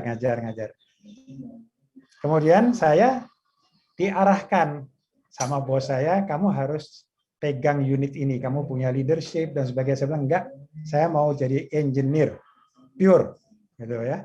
Tapi somehow situasi menarik saya untuk jadi pimpinan salah satu unit, jadi manajer. Nah, di situ belajar jadi people manager. Nah, terus jadi manajer yang ternyata saya di situ juga jatuh hati nih, people development ini ternyata kok menarik banget gitu ya. Nah, singkatnya tadi saya cerita saya ke HR. Jadi kalau saya sambungkan dengan benang merah yang tadi Mbak Rere sebutkan itu, mungkin ketahuannya di situ itu urusannya adalah sama people development itu, ya. Yang tanpa saya sadari itu sepanjang jalan itu terbentuk tuh. Waktu saya jadi engineer, happy-nya luar biasa pada waktu saya ngajar. Waktu saya diberi assignment yang saya tidak suka di sales, saya performnya dengan cara mendevelop tim member yang masih muda-muda. Kemudian akhirnya nyemplungnya ke HR ya, 100% lulusannya adalah people development gitu ya. Jadi ketemulah itu benang merahnya gitu ya. Jadi ini mungkin bukan contoh yang baik, cita-citanya nggak jelas di depan, tapi jalan. Saya kalau melihat diri saya mungkin di situ tadi itu mungkin salah satu keuntungan saya itu adalah saya mau belajar apapun juga. Jadi pada waktu di assignment ini saya belajar ini, di assign ini saya belajar ini. Jadi membuka wawasan lebih luas dan akhirnya saya sampai di titik ini. Jadi kalau teman-teman nih Mbak Anin, Mbak Rere ini masih atau apalagi Alisa masih di jalur yang masih nanjak terus gitu. Nah, saya kan sudah umur saya sudah di ujung nih ya. Jadi ketemunya di situ, tapi itu kalau saya tarik benang merahnya itu adalah happy sekali itu pada waktu saya bisa bantu orang, sharing, develop orang dan sebagainya, itu di situ ketemunya gitu ya. Jadi mungkin buat orang tua juga nggak usah terlalu worry terlalu banyak kalau belum ketahuan nih anaknya mau kemana gitu ya. Justru kalau menurut saya yang perlu dibangun tadi itu minat untuk belajarnya ya, dan dikasih kesempatan yang banyak ya. Saya mungkin share sedikit lagi itu cara-cara belajar sekarang itu di perusahaan. Tadi Mbak Anin cerita misalnya karyawannya dikasih LinkedIn account untuk belajar ya. Nah, di tempat kami itu kami punya learning portal yang sangat kaya dengan berbagai topik, dibuka, dan kita punya usaha saya dan tim saya di HR adalah membangun keinginan belajarnya. Karena resources-nya sudah available luar biasa, gratis semuanya. Ya. Dan saya dengar dari banyak perusahaan, mereka tuh sekarang sering memberikan kepada karyawan itu namanya learning wallet, dikasih dompet untuk belajar dengan duit yang banyak seakan-akan di situ ya, tapi dipakai untuk belajar. Jadi semua perusahaan yang mau maju itu menekankan sangat tinggi pada proses belajar ya. Jadi perusahaan punya peran menyediakan fasilitasnya. Nah, kita membangun minat ini setiap orang untuk mau belajar. Nah, fasilitasnya ada, minatnya ada, dia bisa nyemplung ke situ, belajar apapun juga. Dari situ dia punya opsi yang besar sekali untuk bergerak kemana juga gitu. Ya, mungkin itu tambahan dari saya. Alisa boleh izin menambahkan mungkin sedikit gitu Boleh ya. banget, Mbak. Dari yang Mas Sami sama Mbak Anin kan Mas Sami bilang bahwa sebagai orang tua tuh nggak usah khawatir gitu ya kalau anak-anaknya mungkin di SMA masih bingung. Dan sebenarnya yang bisa dibantu adalah mungkin kita sebagai orang tua tuh memberikan pintu selebar-lebarnya gitu ya, membuka wawasan gitu, memberikan informasi sebanyak-banyaknya. Mungkin kalau kita ingat zaman dulu tuh kadang kita bingung mau cari informasi kemana gitu ya, bidang pekerjaan apa aja yang ada gitu untuk kita gitu. Mungkin dari pihak orang tua bisa, dan mungkin juga bahkan dari pihak guru-guru gitu ya, bisa membuka wawasan selebar-lebarnya dan informasi. Nah, terus tadi berkaitan dengan Mbak Anin, menarik itu tadi yang Mbak Anin bilang bahwa kadang kita tuh malah subjektif menilai diri kita sendiri. Nah, orang lain tuh malah lebih objektif gitu ya. Nah, saya sendiri sekarang di mentoring gitu ya, mentoring ini kita memberikan wadah gitu ya untuk teman-teman yang ingin belajar, ingin tahu lebih banyak tentang apapun gitu. Jadi kita mematchmakingkan mentor dan mentee gitu ya, bahkan dari early stage, dari SMA gitu ya, anak-anak SMA, kuliah, bahkan employee gitu. Untuk apa? Ya itu balik lagi kita percaya dengan grow mindset itu, bahwa tiap orang bahkan di early stage, bahkan di SMA, di kuliah itu mereka pengen belajar banyak hal gitu. Dan tidak ada kata terlambat untuk belajar tentang apapun. Jadi bahkan untuk mungkin yang sudah di perusahaan pun, bahkan sampai posisinya mungkin sudah direktur gitu ya, juga ingin belajar, itu juga kita memberikan kesempatan seluas-luasnya gitu. Kita mematchingkan mentor yang mana praktisi yang memiliki experience dan expertise di bidangnya gitu ya, dan mungkin mentee ini yang ingin mempelajari atau sekedar misalkan gimana ya caranya memilih jurusan kuliah gitu. Kadang kita juga nggak tahu sebagai anak SMA gitu kan, itu juga ada gitu. Jadi memang kesempatan yang diberikan ke teman-teman siswa inilah yang harus dibuka selebar-lebarnya gitu, baik dari pihak orang tua juga dari pihak sekolah juga gitu, Alisa. Benar-benar. Oke, terima kasih Mbak Rere tambahannya. Berarti kalau dari tadi kata Pak Semi, berarti yang selain belajar yang paling penting itu juga ada minat untuk belajar gitu ya. Oke. Berarti hari ini kita sudah mendengar banyak. Oke, maaf. Ini kita sudah mendengar banyak pengalaman langsung ya. Kalau buat aku juga berarti ilmu yang paling, menurut aku sendiri, ilmu yang paling precious gitu, itu tuh dari pengalaman langsung para pendahulu yang sudah bekerja di perusahaan besar gitu. Mungkin karena ada keterbatasan waktu, para hadirin kita hanya bisa berbincang dengan para narasumber sampai sini saja. Tapi selanjutnya bakal ada sesi Q&A nih. Untuk peserta yang masih ada pertanyaan atau ada sesuatu yang masih penasaran gitu, boleh langsung tulis pertanyaannya di kolom chat. Tapi sebelum ada sesi Q&A, ada penayangan video dulu nih. Video apa ya kira-kira? Untuk operator, aku persilakan. Buya Hamka, Hadi Sanubari. Biarkanlah saya menyebut apa yang terasa, kemudian Tuhan bebas memberi saya nama dengan apa yang Tuhan sukai. Saya adalah pemberi maaf, dan barang saya adalah mudah, tidak sulit, cuma rasa hati sanubari itu tidaklah dapat saya menjualnya, tidak katakanlah kepadaku, demi Tuhan, adakah rasa hati sanubari bisa dijual, hati sanubari, hati sanubari.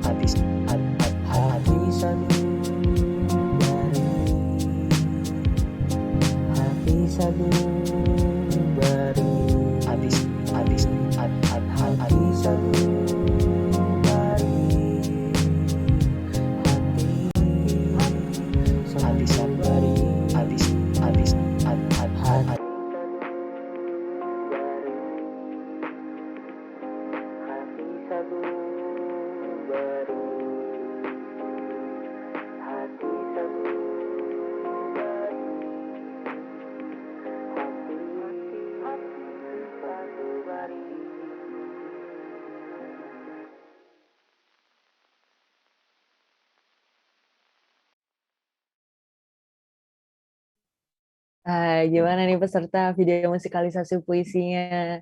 Masih keren banget dong ya. Aku sampai ikutan goyang-goyang tadi nontonnya. Ya kan ini kondisinya lagi meningkat sedikit. Ya Allah. Oke, sekarang seperti yang aku sudah sampaikan tadi, akan ada sesi Q&A di mana aku akan langsung membacakan pertanyaan yang sudah ada di kolom chat ya. Aku dari yang paling pertama tanya nih tadi jam 9.42 ada Pak Bagus Lasmono. Halo. Pak Bagus tadi nanya, mau tanya ke semua narasumber, saat ini masih saja ada orang tua yang menuntut anaknya agar bisa jadi PNS. Padahal saat masuk PNS, kadang pekerjaan menjadi monoton dan seakan-akan mindset-nya menjadi stagnan. Kemudian mau tanya juga, sebaiknya kita sebagai orang tua agar memupuk growth mindset anak-anaknya, apakah dibiasakan dengan cita-cita sebagai employee atau malah justru entrepreneur? Oke, mulai dari aku minta jawaban dari Mas Semi. Ya, saya sih saya tidak mau mengatakan mau jadi PNS akan stagnan atau mau cita-cita jadi entrepreneur atau employee. Setiap orang mungkin bisa beda-beda ya. PNS juga sekarang banyak yang punya karir yang bagus, bisa berkembang ya. Jadi bisa saja kalau saya bilang. Tapi kembali lagi mungkin tadi itu dipupuk ya minatnya untuk selalu belajar sehingga dia bisa mengembangkan diri dan siap kalau setiap ada kesempatan untuk dia bisa berkembang ya. Jadi saya tidak tahu benar atau tidak, tapi ada orang-orang yang mungkin punya kecenderungan dan punya capability untuk bisa jadi wira swasta misalnya, wira swastawan ya, bisa mengelola perusahaannya sendiri. Tapi ada juga orang yang mungkin kesulitan di situ. Tapi kalau dia bekerja di suatu perusahaan, dia bisa berkontribusi bagus. Jadi ya kita belum tahu sampai kita coba gitu ya. Kalau tertarik menjadi entrepreneur, didorong, disiapkan, belajar yang banyak, masuk ke sana ya. Kemudian dilihat bisa progressing dengan baik atau dia membuka kesempatan, jangan cepat-cepat menutup lah menurut saya ya. PNS juga saya juga tidak mau mengatakan jadi PNS itu jadi stagnan ya, karena saya lihat perkembangan yang positif juga di banyak perusahaan-perusahaan milik pemerintah yang orang juga bisa berkembang ya. Jadi menurut saya buka aja wawasannya, siapkan diri kita masing-masing untuk selalu siap berkembang. Kalau ada opportunity bisa diambil opportunity tersebut untuk bisa mengembangkan dirinya. Itu komentar singkat saya seperti itu ya. Wah, terima kasih Bapak. Oh, benar. Bapak kan jadi Mas. Oke, benar. Oke, mungkin aku boleh lanjut ke pertanyaan selanjutnya nih dari Bu Fatima Mutia. Penasaran nih, sekarang di usia dewasa, saya cenderung lebih suka dan lebih semangat belajar dibanding masa sekolah dulu. Penasaran, Mbak-Mbak dan Mas pembicara, waktu sekolah rajin belajarkah? Hehe. Khawatirnya ada yang salah sama sistem pendidikan kita nih. Oke, aku boleh minta jawaban dari Mbak Anin? Oke, kalau saya pribadi sih nggak pinter-pinter amat ya waktu SMA dan kuliah gitu. Tapi memang kalau sekarang sih saya lihat untuk pembelajaran di sekolah-sekolah juga sudah lebih banyak ke basis kompetensi ya gitu. Jadi it's maybe beda sama zaman kita dulu gitu. I think kalau saya lihat ponakan saya gitu ya belajar, wow, this is interesting ya gitu, ketimbang saya dulu ya gitu. So maybe Mbak, karena sekarang juga pilihan belajar kan macam-macam ya. Kalau kita dulu ya cuma dari buku, terbatas banget lah. Kalau sekarang kan like mau tanya apa sih lebih cepat tanya Google ya sebenarnya gitu ya. Jadi kita secara natural juga even sesuatu yang ada baru muncul di kepala, ini tuh gimana caranya? Cari aja di Google gitu. Itu kan sebenarnya bagian dari belajar ya gitu. Jadi cuma memang kalau sekarang karena terlalu banjir informasi dan terlalu mudah aksesnya, itu juga memang harus ada batasan ya gitu. Terutama untuk orang tua mungkin ya pasti ada batasan-batasan yang harus dikendalikan lah, tetap dikontrol gitu. Jadi saya nggak heran sih kalau sekarang bahkan saya sendiri sekarang kalau ada LinkedIn Learning, ada masterclass itu kan di apps ya yang just open sambil kita ngapain masih bisa play, denger soundnya orangnya ngomong kita dengerin gitu. It's very easy gitu. Jadi nggak heran sih memang itu bukan sesuatu yang saya rasa karena pendidikan juga kan growing gitu ya. Growing ikut zamannya. Jadi saya cukup yakin pendidikannya nanti juga pasti perlahan-lahan sampai ke excellency gitu ya. Tapi sekarang juga dibarengi dengan banyak fasilitasnya. Jadi it's something yang memang bisa jadi menarik buat kita jadi pengen belajar gitu. Buka YouTube Learning kayaknya juga kalau nggak salah ada ya. Terus macam-macam lah di Netflix aja tuh banyak banget dokumenter yang menarik ya gitu. Nggak kalau dulu yang hanya yang sudah dewasa ikut suka dokumenter, anak-anak sekarang juga udah nontonnya dokumenter ya gitu. Belajar apa yang di dalam laut aja, open aja Netflix and it's there gitu. Jadi it's fasilitasnya yang menurut saya sih sekarang lebih menarik ketimbang dulu. Itu aja sih. Terima kasih Mbak Anin. Benar ya, berarti sistem pendidikan pasti pelan-pelan juga akan mencapai excellency-nya nanti gitu. Oke, sekarang udah ada yang raise hand nih, Bu Fatima Mutia. Iya, Alisa, aku nambahin ya. Tadi aku nanya, makasih banget udah dijawab sama Mbak Anin. Nah, kebetulan nih, aku tuh sekarang kerja di sekolah gitu kan. Tadi kalau udah ditanya jawab sama Mbak Anin, ya mungkin kita juga sama ya, mediocre lah ya, kayak pendidikan kalau sekarang di dunia kerja ngelihat betapa banjirnya informasi, betapa banjirnya course baik yang berbayar atau nggak berbayar, itu kayak fascinated by that gitu ya. Wah, dahsyat banget gitu. Nah, penasaran sama Pak Sami, Mbak Rere, dan Mbak Anin tadi kan juga sempat ada diomongin ada learning wallet itu segala macam, ada jatah buat belajar di Coursera atau segala macam gitu ya. Tapi dari pengalamannya Mbak Anin, Mbak Rere, dan Pak Sami bekerja baik sebagai colleague maupun sebagai atasan gitu ya, so far gitu, Yang pertama mungkin ada dua tambahan, mudah-mudahan bisa dijawab dua-duanya, tapi kalau nggak apa-apa.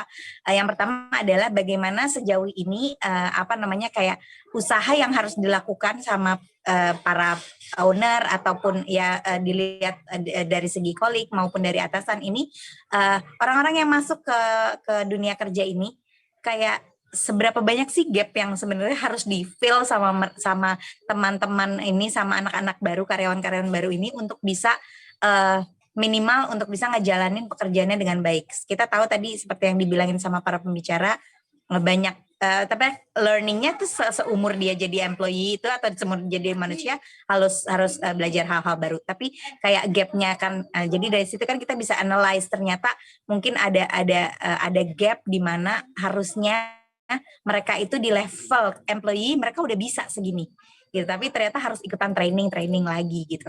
Nah terus yang kedua adalah gimana caranya kita support para employee ini, bukan sekedar dengan memberikan jatah untuk mereka belajar, tapi support untuk si growth mindset sama learning mindsetnya itu loh.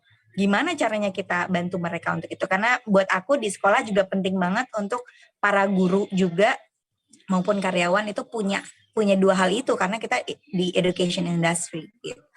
Makasih. Boleh langsung saja aku boleh minta jawaban dari Mbak Rere?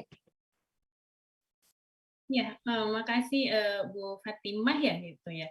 Tadi pertanyaan pertama ya tentang gap, sebenarnya gapnya sebesar apa gitu ya untuk si anak-anak mungkin yang fresh graduate masuk dan sehingga harus diberikan tambahan training dan sebagainya. Tadi kalau misalkan kita sudah dengar Mas Semi ataupun Mbak Anin gitu ya, bahwa ketika fresh graduate ataupun calon employee ini masuk ke suatu perusahaan gitu ya atau institusi kan memang sudah pasti ada seleksinya tuh gitu ya. Perusahaan pasti akan memiliki kayak minimum kompetensi yang harus dimiliki gitu ya. Tentunya ini berkaitan dengan bidang atau posisi apa, job position apa yang memang akan di-fill in gitu. Nah, ketika seleksi itu kan akan dilihat nih gitu. Setiap job position biasanya itu akan ada tuh misalkan level kompetensinya tuh berapa untuk posisi awal misalkan. Nanti kalau untuk posisinya di atas lagi untuk let's say assistant manager level kompetensinya akan lebih tinggi lagi gitu. Jadi sudah pasti itu sudah ada tuh minimumnya. Tapi ketika calon employee-nya ini udah keterima nih di perusahaan gitu ya, tentunya perusahaan ini kan punya tadi core value yang berbeda-beda dari setiap perusahaan gitu ya. Mungkin tadi kalau Mbak Anin bilang dari technical skill-nya tentu dites gitu. Tapi itu tidak menjadi satu-satunya penentu gitu ya.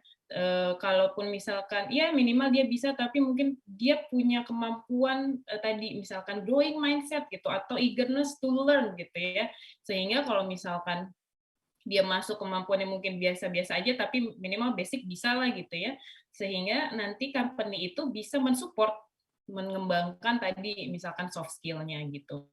Jadi kita nggak bisa kalau menurut saya pribadi kita nggak bisa mengeneralisir tuh gap-nya seperti apa gitu, karena ini case by case gitu ya. Karena ketika masuk ke company jelas misalkan bidangnya akan berbeda gitu ya. Terus nanti apakah ini fresh graduate masuk bidangnya mana gitu, itu akan berkaitan dengan dua hal, technical kompetensi dan juga soft skill kita menyebutnya lah gitu ya. Jadi gitu sih Bu Fatimah ya. Jadi apa yang dilakukan oleh employer atau company adalah mensupport supaya selain memiliki technical skill, yang mana saya percaya technical skill itu lebih mudah untuk dipelajari dalam waktu singkat gitu ya, daripada soft skill. Makanya perusahaan biasanya akan mensupport tuh employee-nya untuk ikut training, ikut coaching, mentoring dan sebagainya supaya bisa ya mencapai apa yang menjadi core value dari perusahaan itu. Terus kalau yang kedua mungkin saya coba dari sisi jawabnya dari sisi mungkin ini ya sekolah kali gitu ya, mungkin nanti Mas Sami atau Mbak Ani bisa membantu untuk dari perusahaan apa sih yang bisa dilakukan oleh guru gitu ya atau pendidik untuk mensupport anak-anaknya, siswa-siswanya bisa memiliki growing mindset. Jadi kita mungkin terbiasa mendengar bahwa kalau ada anak atau siswa yang pintar gitu ya langsung bahkan dari kecil terbiasa gitu, oh ya kayak great job gitu ya, atau anak pintar gitu, itu sebenarnya labeling yang sudah mengarahkan anak bahwa kepintaran adalah menjadi sesuatu yang harus dicapai gitu. Oh, berarti pinter sama dengan dapat nilai bagus gitu. Hanya nilai, sehingga itu bisa leading ke fixed mindset, di mana ya udah yang penting karena sekolah ini kan menghargai saya sebagai siswa dari angka, dari nilai gitu ya. Jadi ya udah yang penting angka bagus gitu. Nah, apa yang bisa dilakukan oleh pihak sekolah atau guru adalah tidak hanya menghargai anak dari sisi let's say angka atau skor, nilai gitu ya, tapi juga menghargai, memberikan praise, apresiasi terhadap effort yang sudah mereka lakukan. Jadi bisa menghargai bagaimana strategi siswa gitu ya untuk mencapai angka tersebut. Jadi mungkin guru-guru bisa lebih pay attention gitu ya ke pengalaman belajar si anak gitu. Tidak hanya melihat hasil akhir angkanya saja gitu, tapi juga mengapresiasi apresiasi anak bahwa oh iya kamu selama ini udah belajar gitu ya, udah kamu ibu tahu kamu udah belajar selain di sekolah, kamu juga cari tahu di Coursera dan sebagainya macam, itu juga diberikan pujian gitu. Jadi si anak juga confident bahwa dia tahu oh iya saya tuh misalkan angkanya mungkin belum mencapai target yang diharapkan guru gitu, tapi anak juga masih confident untuk menjadi menjadi lebih baik gitu. Jadi guru-guru ataupun mungkin orang tua, saya juga mengingat diri sebagai orang tua tuh kita belajar untuk mengapresiasi proses gitu. Bagaimana anak kita, siswa kita itu berusaha gitu ya, menyusun strategi, belajar sampai malam gitu ya, atau misalkan membuat catatan gitu. Hal-hal kecil yang mungkin kadang kita tuh lupa, secara kasat mata nggak kelihatan, tapi sebenarnya itu yang lebih berharga untuk diberikan pujian ke anak-anak, supaya anak-anak lebih confident gitu untuk menjadi lebih baik lagi. Gitu kali ya Bu Fatimah. Saya coba nambah dikit ya. Boleh banget Mas. Jadi kalau saya lihat sih yang terutama kalau fresh graduate ya, itu memang ya karena belum punya pengalaman kerja, maka skill bekerjanya yang kadang-kadang memang harus ditingkatkan ya. Ya saya fresh graduate juga skill teknisnya juga belum banyak-banyak amat, hanya yang didapat dari kampusnya juga ya. Jadi kalau memang yang diambil fresh graduate, perusahaan umumnya sudah tahu bahwa technical skill mungkin nggak tinggi-tinggi amat, tapi kemampuan bekerja juga belum banyak juga gitu. Jadi harus ditingkatkan ya. Tadi Mbak Rara menyebutkan mengenai soft skills, ya penting sekali. Ya, kalau sekarang baca artikel itu soft skills itu the hardest to develop. Ya, jadi kalau kita bilang ada hard skill sama soft skill, yang sulit yang harusnya dibilang hard skill itu yang soft skill, karena yang lebih sulit untuk dibangun. Nah itu yang menurut saya masa pendidikan itu bisa punya peran besar ya. Saya ingat dalam beberapa kali proses interview karyawan, terutama fresh graduate ya, itu saya impress dengan anak-anak fresh graduate yang punya kegiatan macam-macam gitu ya. Bukan variasinya bukan banyak, tapi dia punya pengalaman yang menunjukkan kualitasnya dia juga gitu, kemampuannya. Jadi misalnya ada orang yang menceritakan waktu dia kerja praktek di suatu perusahaan di luar Jawa, tinggal di asrama perusahaan tersebut, dan di situ banyak mahasiswa kerja praktek. Anak ini kebetulan berhasil dipilih sebagai semacam ketua anak-anak mahasiswa magang lah di situ. Nah, saya tanya apa yang kamu kerjakan di situ. Nah, dia membuat macam-macam program bersama dengan teman-temannya untuk supaya tinggal di asrama itu nyaman, kerjanya juga bersemangat. Karena mereka ada di luar Jawa, sepi, kangen sama keluarganya dan sebagainya, tapi dia punya macam-macam ide. Nah, kita gali. Nah, itu menunjukkan sudah ada suatu kualitas tambahan di luar apa yang dia pelajari di sekolahnya, yang membentuk tadi itu soft skills-nya dia itu ya. Ada contoh lain, ada satu mahasiswa pada waktu itu dia tinggal di kampung kos, ya, dia diberi uang oleh ayahnya untuk bisa beli komputer zaman dahulu kala ini ya, PC yang masih kuno gitu ya. Nah kemudian dia punya ide, tiap hari Sabtu dia bawa komputernya dia itu ke masjid. Nah, kemudian anak-anak kampung di sekitar situ yang melihat komputer itu waktu itu masih barang yang sangat mewah, datang ke sana dan tertarik untuk belajar. Nah, terus bagaimana dia menghandle situasi itu di mana anak-anak kecil rame datang ke masjid kepengen ngoprek gitulah ya ke komputernya. Nah, terus saya tanya, bagaimana kamu handle-nya? Dia buat program, dia buatkan jadwal buat anak-anak itu. Nah, anak-anak ini kan disuruh ngantri pakai, nggak bisa, ribut aja. Dia cariin kegiatan lain lagi gitu ya. Sehingga dari satu PC yang dia bawa ke masjid setiap hari Sabtu, dia bisa punya program buat anak-anak kampung itu untuk punya kegiatan positif, pakai PC-nya dia untuk belajar komputer pada waktu itu dan sebagainya. Ini suatu kualitas yang tidak didapatkan dari belajar di kampus, tapi ada seperti itu. Nah, itu banyak tuh variasi-variasi seperti itu yang membuat kita lebih confident bahwa orang-orang seperti ini yang nanti kalau menghadapi tantangan lebih kuat, kalau ada sesuatu masalah dia mau belajar sesuatu yang baru dan dia jalan ya. Jadi saya kira sekolah bisa memupuk gitu ya kesempatan buat para siswanya itu punya variasi kegiatan menghadapi tantangan, inisiatif baru dan sebagainya. Itu akan membuat pada waktu nanti mereka masuk dunia kerja lebih cepat dia beradaptasi dengan dunia kerja. Itu komentar saya seperti itu ya. Ya. Aku boleh nambah sedikit aja. Ya. Boleh banget. Kalau buat Bu Fatima mungkin untuk para orang tua juga ya. Jadi kita memang kalau di perusahaan tes, tes itu ada gitu ya.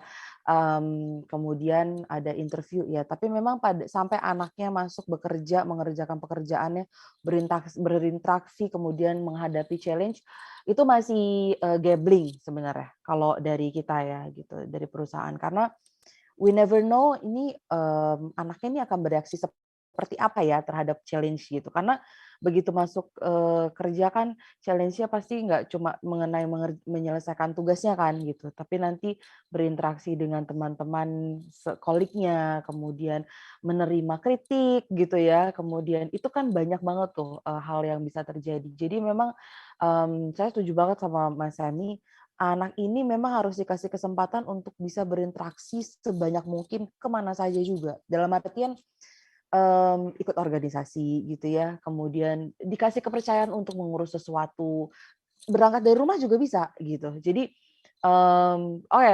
simple aja, simple chores, tiap bulanan belanja, kamu belanja ya gitu. Itu simple sebenarnya. Jadi kayak anaknya juga bisa ngatur tuh. Ini tahu dari harganya berapa, kemudian harus beli berapa banyak, manage tiap bulan tuh, ternyata kebutuhan gula kita tiap bulan 3 kilo loh, bukan 2 kilo. It's a very simple thing, tapi sebenarnya itu kemudian juga bikin anaknya terlatih untuk thinking prosesnya, terus problem solve-nya, starting from very little thing gitu. Jadi itu memang penting ya gitu, karena saya juga ngerti sih there's a lot of hal-hal yang berbahaya mungkin di luar sana, tapi it's also very important to open the kids to the outside world gitu. Jadi anaknya juga biasa tahu ini bisa terjadi, itu bisa terjadi, mungkin begini, mungkin begitu, banyak kemungkinan kan. Jadi itu anaknya memang penting untuk dibuka juga pintunya ke sana gitu. Saya rasa itu bakal membantu sekali ya untuk begitu masuk kerja dia jadi nggak kagok gitu ya, ketemu orang baru juga santai dalam artian pasti ada kecemasan. Untuk yang sudah biasa saja pasti ada kecemasan. Kalau anaknya tidak biasa, nah itu kan luar biasa cemas. Jadi dia sebelum perform aja dia mungkin sudah anxious ya, sudah khawatir, banyak kekhawatiran gitu. Jadi itu saya rasa bisa bantu banyak juga sih ke depannya gitu. Terima kasih Alisa. Oke, terima kasih Mbak Anin tambahannya. Berarti benar ya, anak itu juga harus dihadapkan dengan the outside world, the real world gitu. Biar tahu juga, biar terlatih thinking prosesnya. Benar, aku setuju banget. Oke, mungkin untuk pertanyaan terakhir, karena ada keterbatasan waktu, mulai dari Bu Nenden yang tadi udah raise hand. Halo Bu Nenden, apakah ada di situ? Oke, mungkin aku baca pertanyaan Bu Nenden yang ada di kolom chat ya. Oke, tadi Bu Nenden bertanya, Mohon solusi atau strategi dari Bapak Ibu narasumber supaya guru semangat mengajar dan muridnya juga semangat belajarnya. Oke, boleh aku tanya dari Mbak Rere dulu? Ya, mohon solusinya.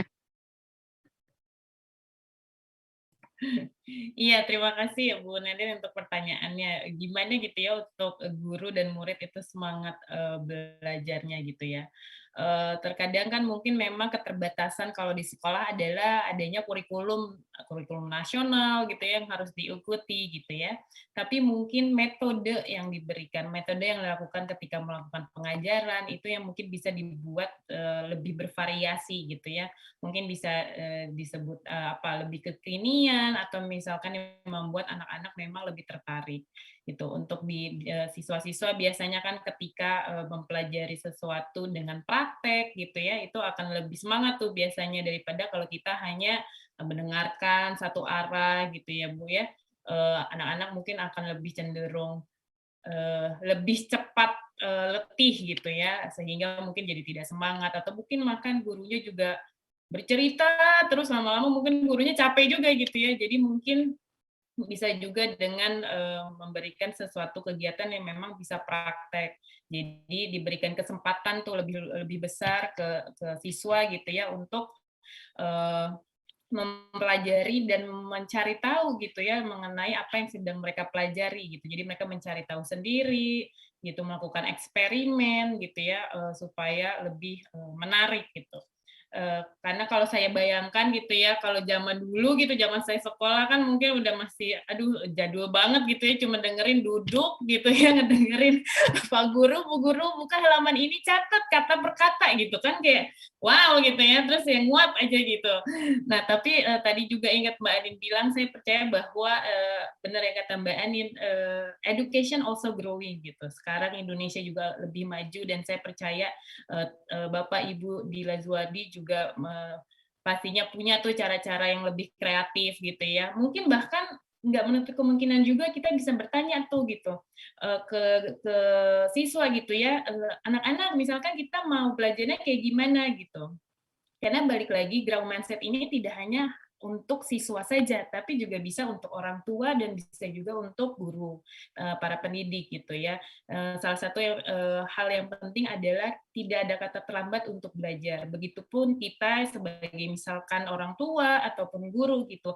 It doesn't matter for us to learn. Guru. Saya guru. Iya Bu, iya guru. Jadi maksudnya kita pun kalau misalkan sebagai posisinya guru gitu ya, kita juga bisa belajar dari memang yang lebih muda gitu. Kayak saya ingat ini bahkan masih hangat sekali gitu ya, 2 hari ini saya mengikuti sertifikasi training di mental health. Kayaknya di training itu saya yang paling tua gitu, sisanya tuh kayak baru masuk mungkin seumuran Alisa gitu. Tapi nggak apa-apa buat saya, malah saya banyak belajar gitu. Oh ternyata pandangan dari mereka tuh berbeda ya gitu. Jadi mungkin guru, pendidik, termasuk orang tua juga kita jangan menutup diri untuk belajar dari si siswa juga atau anak kita sendiri. Gitu mungkin kalau dari saya. Oke, terima kasih banyak jawabannya Mbak Rere. Mungkin benar ya, pasti dunia pendidikan juga pasti akan berkembang dan growth mindset ini juga bukan hanya untuk siswa tapi juga untuk para pendidik. Oke, mungkin karena keterbatasan waktu nih, mohon maaf untuk para hadirin yang sudah menuliskan pertanyaannya di kolom chat, tapi waktu untuk sesi Q&A kita sudah habis. Mungkin karena waktu kita Q&A sudah habis nih, aku ingin mengucapkan terima kasih sekali lagi untuk para narasumber yang Mas Semi, Mbak Anin, dan Mbak Rere yang sudah berbagi ilmu dan pandangan terhadap growth and learning mindset for a better future hari ini. Saya harap apa yang telah para narasumber bagikan hari ini bisa menjadi inspirasi untuk para pendidik untuk membuat sistem pendidikan yang lebih menuju ke excellent nanti ya. Amin. Oke. Sekarang aku ingin panggil Bu Afifah selaku project leader dari EdCorner untuk sharing tentang apa sih sebenarnya EdCorner itu. Untuk Mbak Afifah, saya persilahkan.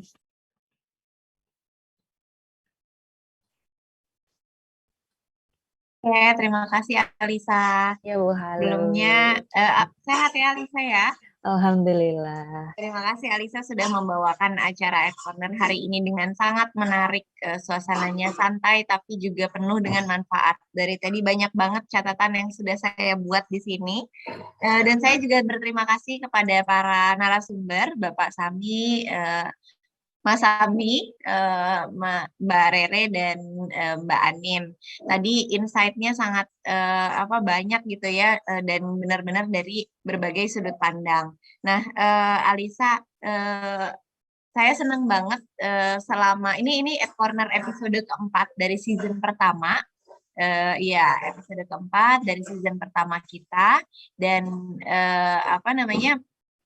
setiap episode itu membawa cerita yang berbeda-beda. Dari mulai episode pertama kita bicara tentang personal branding, gimana caranya membawa diri kita nih supaya bisa lebih baik gitu ya, supaya orang tahu kualitas diri kita seperti apa tanpa kita harus berpura-pura. Kemudian episode kedua kita banyak juga bicara tentang mengetahui purpose kita dalam hidup ini apa gitu. Gimana kita membangun karakter kita. Kemudian episode ketiga kita banyak bicara tentang grit and resilience, gimana nih kita supaya kita tahu bahwa kita nih bisa belajar sesuatu. Jadi jangan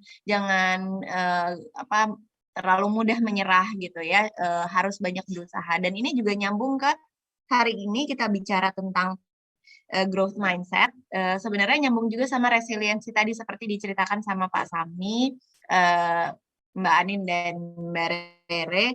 Gimana caranya nih kita bisa membuka diri terhadap ilmu, belajar, dan juga bukan hanya dari hal yang baru, tapi juga dari kegagalan kita gitu. Jadi kan itu kan juga termasuk salah satu resiliensi ya. Gimana caranya walaupun kita nggak comfortable, kita bisa tetap berada di situasi itu dan terus belajar. Nah, dari situ kita bisa menemukan sebenarnya kita punya passion, tapi kita juga bisa menumbuhkan bakat-bakat yang baru gitu ya. Nah, ini sejalan banget sama keinginan Ed Corner nih, Alisa. Kita pengen membuka wawasan seluruh yang ada di Indonesia, terutama anak-anak muda di Indonesia dan pendidik dan orang tua juga, biar kita tahu sebenarnya di dunia kerja tuh apa sih yang dibutuhkan. Seperti tadi yang ada di kolom chat juga sempat ada entah itu orang tua atau guru yang bertanya mengenai hal ini juga gitu, bahwa sebenarnya yang paling penting dasarnya adalah dari dalam diri kita sendiri. Gimana caranya kita nih bisa punya passion yang kuat dan juga keinginan untuk belajar yang tinggi gitu, baru kemudian kita bisa menentukan ke depannya gimana. Nah, kami ini penyelenggara Ed Corner di 4 SMA, yaitu SMA Lazuardi Depok, SMA Lazuardi Ideal, SMA Pintar Lazuardi, dan Hello Motion, yang juga family-nya Lazuardi ya. Hello Motion sama-sama berada di bawahnya Bapak Haidar Bagir.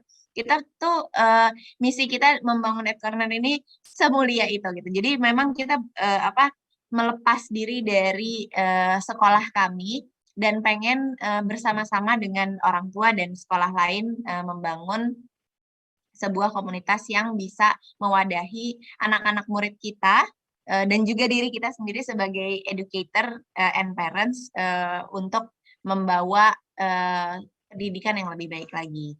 Nah, supaya nggak kebanyakan bicara, tadi kita udah dengar banyak ya, takutnya nanti meluap juga nih ilmu-ilmu bagus tadi.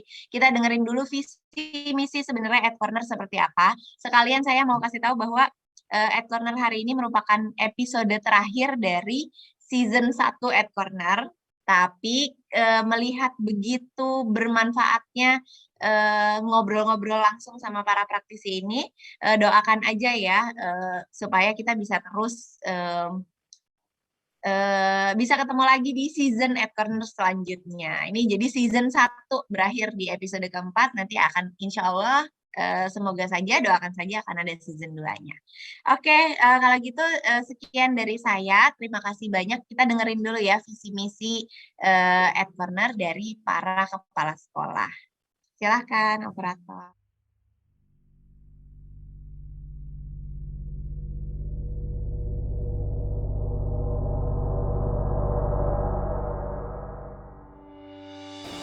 anak-anak muda masa depan adalah orang-orang yang selalu akan memegang prinsip lifelong learning, yaitu belajar seumur hidup.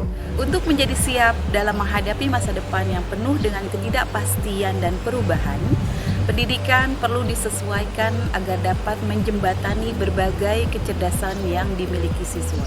Apakah kita sudah mempersiapkan peserta didik kita dalam menghadapi tantangan abad 21? Tantangan yang akan mereka hadapi akan terus berubah dengan cepat, ya. Dalam istilah sekarang, anak-anak muda masa depan adalah orang-orang yang harus agile. Agile itu gigih, tidak mudah menyerah, selalu adaptif, fleksibel, memperbarui diri, kritis, dan kreatif.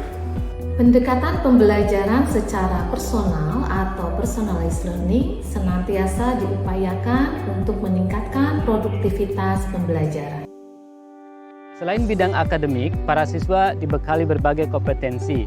Di antaranya, siswa diajarkan bagaimana mencarikan solusi dari sebuah permasalahan atau problem solving, keterampilan untuk memimpin, berkolaborasi, berkomunikasi, dan literasi. Pendekatan design thinking mungkin menjadi salah satu hal yang dapat kita gunakan sebagai solusi atas permasalahan yang ada. Hanya melalui pendidikan yang merangsang siswa untuk menjawab, memecahkan permasalahan yang ada di dunia dan di sekelilingnya, siswa akan terpacu dan mendapatkan pengalaman untuk kritis dalam menghadapi sesuatu, kreatif dalam mencari solusi terhadap permasalahan, dan terasah kecerdasan emosi serta empati dengan dunia luar. Proses pembelajaran dilakukan melalui berbagai pendekatan, di antaranya contextual learning, active learning, dan project-based learning. Proses pembelajaran tidak hanya dilaksanakan di dalam kelas, tapi bisa memanfaatkan berbagai tempat yang relevan dengan pembelajaran. Untuk mendesain program pembelajaran yang dapat disesuaikan dengan kebutuhan para siswa, baik dari segi waktu belajar, penugasan, ataupun intervensi yang diberikan, kita dapat memanfaatkan perkembangan teknologi sehingga program personalisasi ini dapat lebih mudah untuk dilaksanakan. Kompetensi critical thinking, creativity, communication skill, serta budaya kolaborasi menjadi bekal yang harus selalu dibiasakan di lingkungan sekolah. Melalui research, tidak hanya kebiasaan berpikir ilmiah dan berorientasi pada pemecahan masalah yang terasah, melainkan juga siswa akan terpacu dan mampu melihat dirinya sebagai bagian dari dunia yang perlu mengupayakan kelestariannya. Dengan kemampuan mengolah waktu belajar secara mandiri, mengasah kreativitas melalui program-program pilihan yang berorientasi masa depan, diperkuat sistem umpan balik yang kuat, dan disampaikan dalam bentuk proses pembelajaran berbasis proyek, hal ini diharapkan akan menghasilkan para siswa yang kreatif, terampil dalam memecahkan masalah, bertanggung jawab, dan mampu mengkomunikasikan hasil kreativitasnya dengan baik. Sebagai penyeimbang, pendidikan karakter seperti pengembangan empati, compassionate, inklusif, dan integrity merupakan hidden curriculum yang harus senantiasa terintegrasi dalam setiap pembelajaran. Dan nilai welas asih sebagai contoh pembiasaan dalam kegiatan sosial, sehingga siswa mendapatkan pengalaman belajar yang lebih kaya. Pendekatan ini dapat mendorong pola pikir yang berkembang atau lebih dikenal dengan growth mindset. Hanya dengan sifat-sifat seperti itu, kita bisa berharap anak-anak muda kita bisa bukan hanya survive, tapi berkembang dan unggul di masa yang akan datang. Pendidikan harus terus berkembang, tidak boleh terbelenggu dengan keadaan, maka dari itu, tetap semangat, think kreatif, be empathic.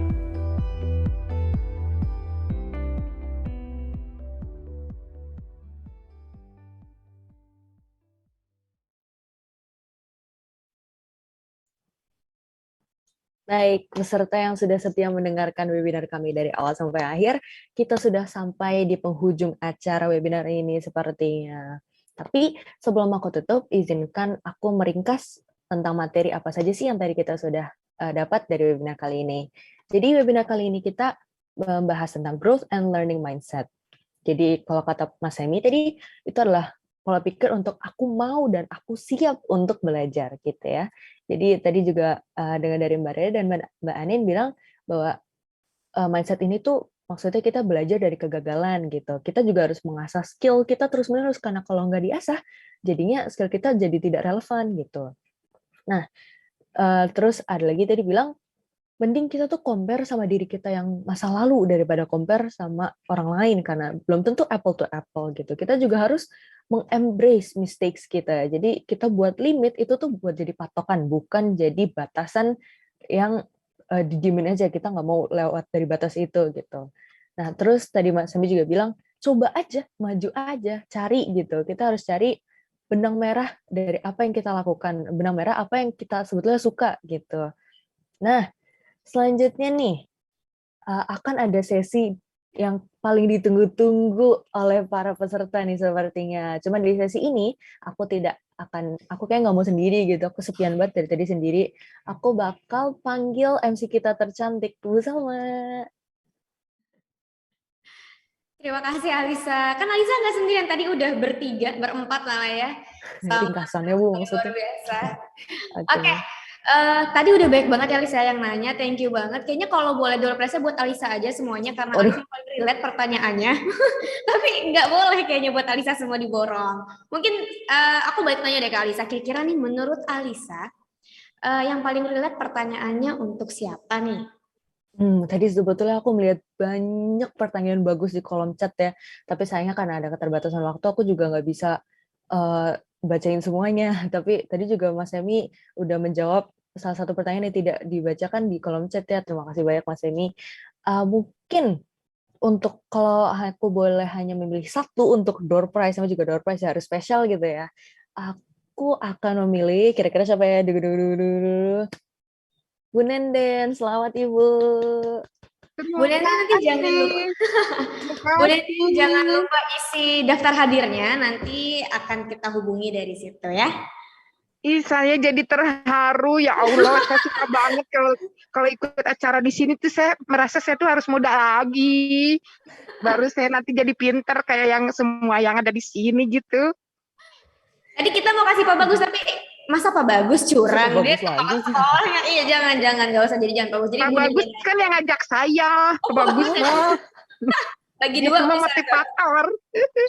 Oke deh, selamat untuk Bu Nenden dan terima kasih banyak untuk Alisa, Bu Afifah, Mas Semi, Mbak Rere, Mbak Anin yang udah melaksanakan talk show nih, bermanfaat banget gak cuma untuk Alisa nih yang baru aja duduk di semester 1, tapi juga untuk orang tua, lalu juga untuk kita kami para pendidik agar pendidikan ini selalu growing ya. Yang tadi kata Mas Semi juga growth and learning mindset for a better future untuk anak-anak kita juga. Jadi terima kasih Alisa. Terima kasih Bu Salma. Terima kasih semuanya. Oke. Alisa. Oh, Alisa. Itu Alisa ya. Guru mana ya?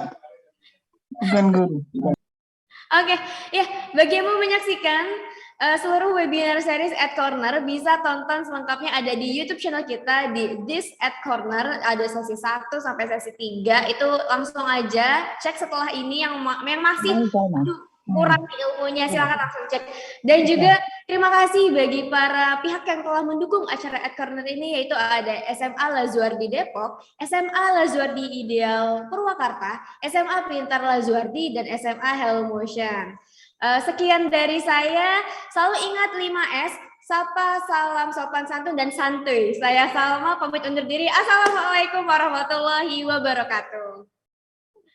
Terima kasih. Waalaikumsalam, terima kasih banyak.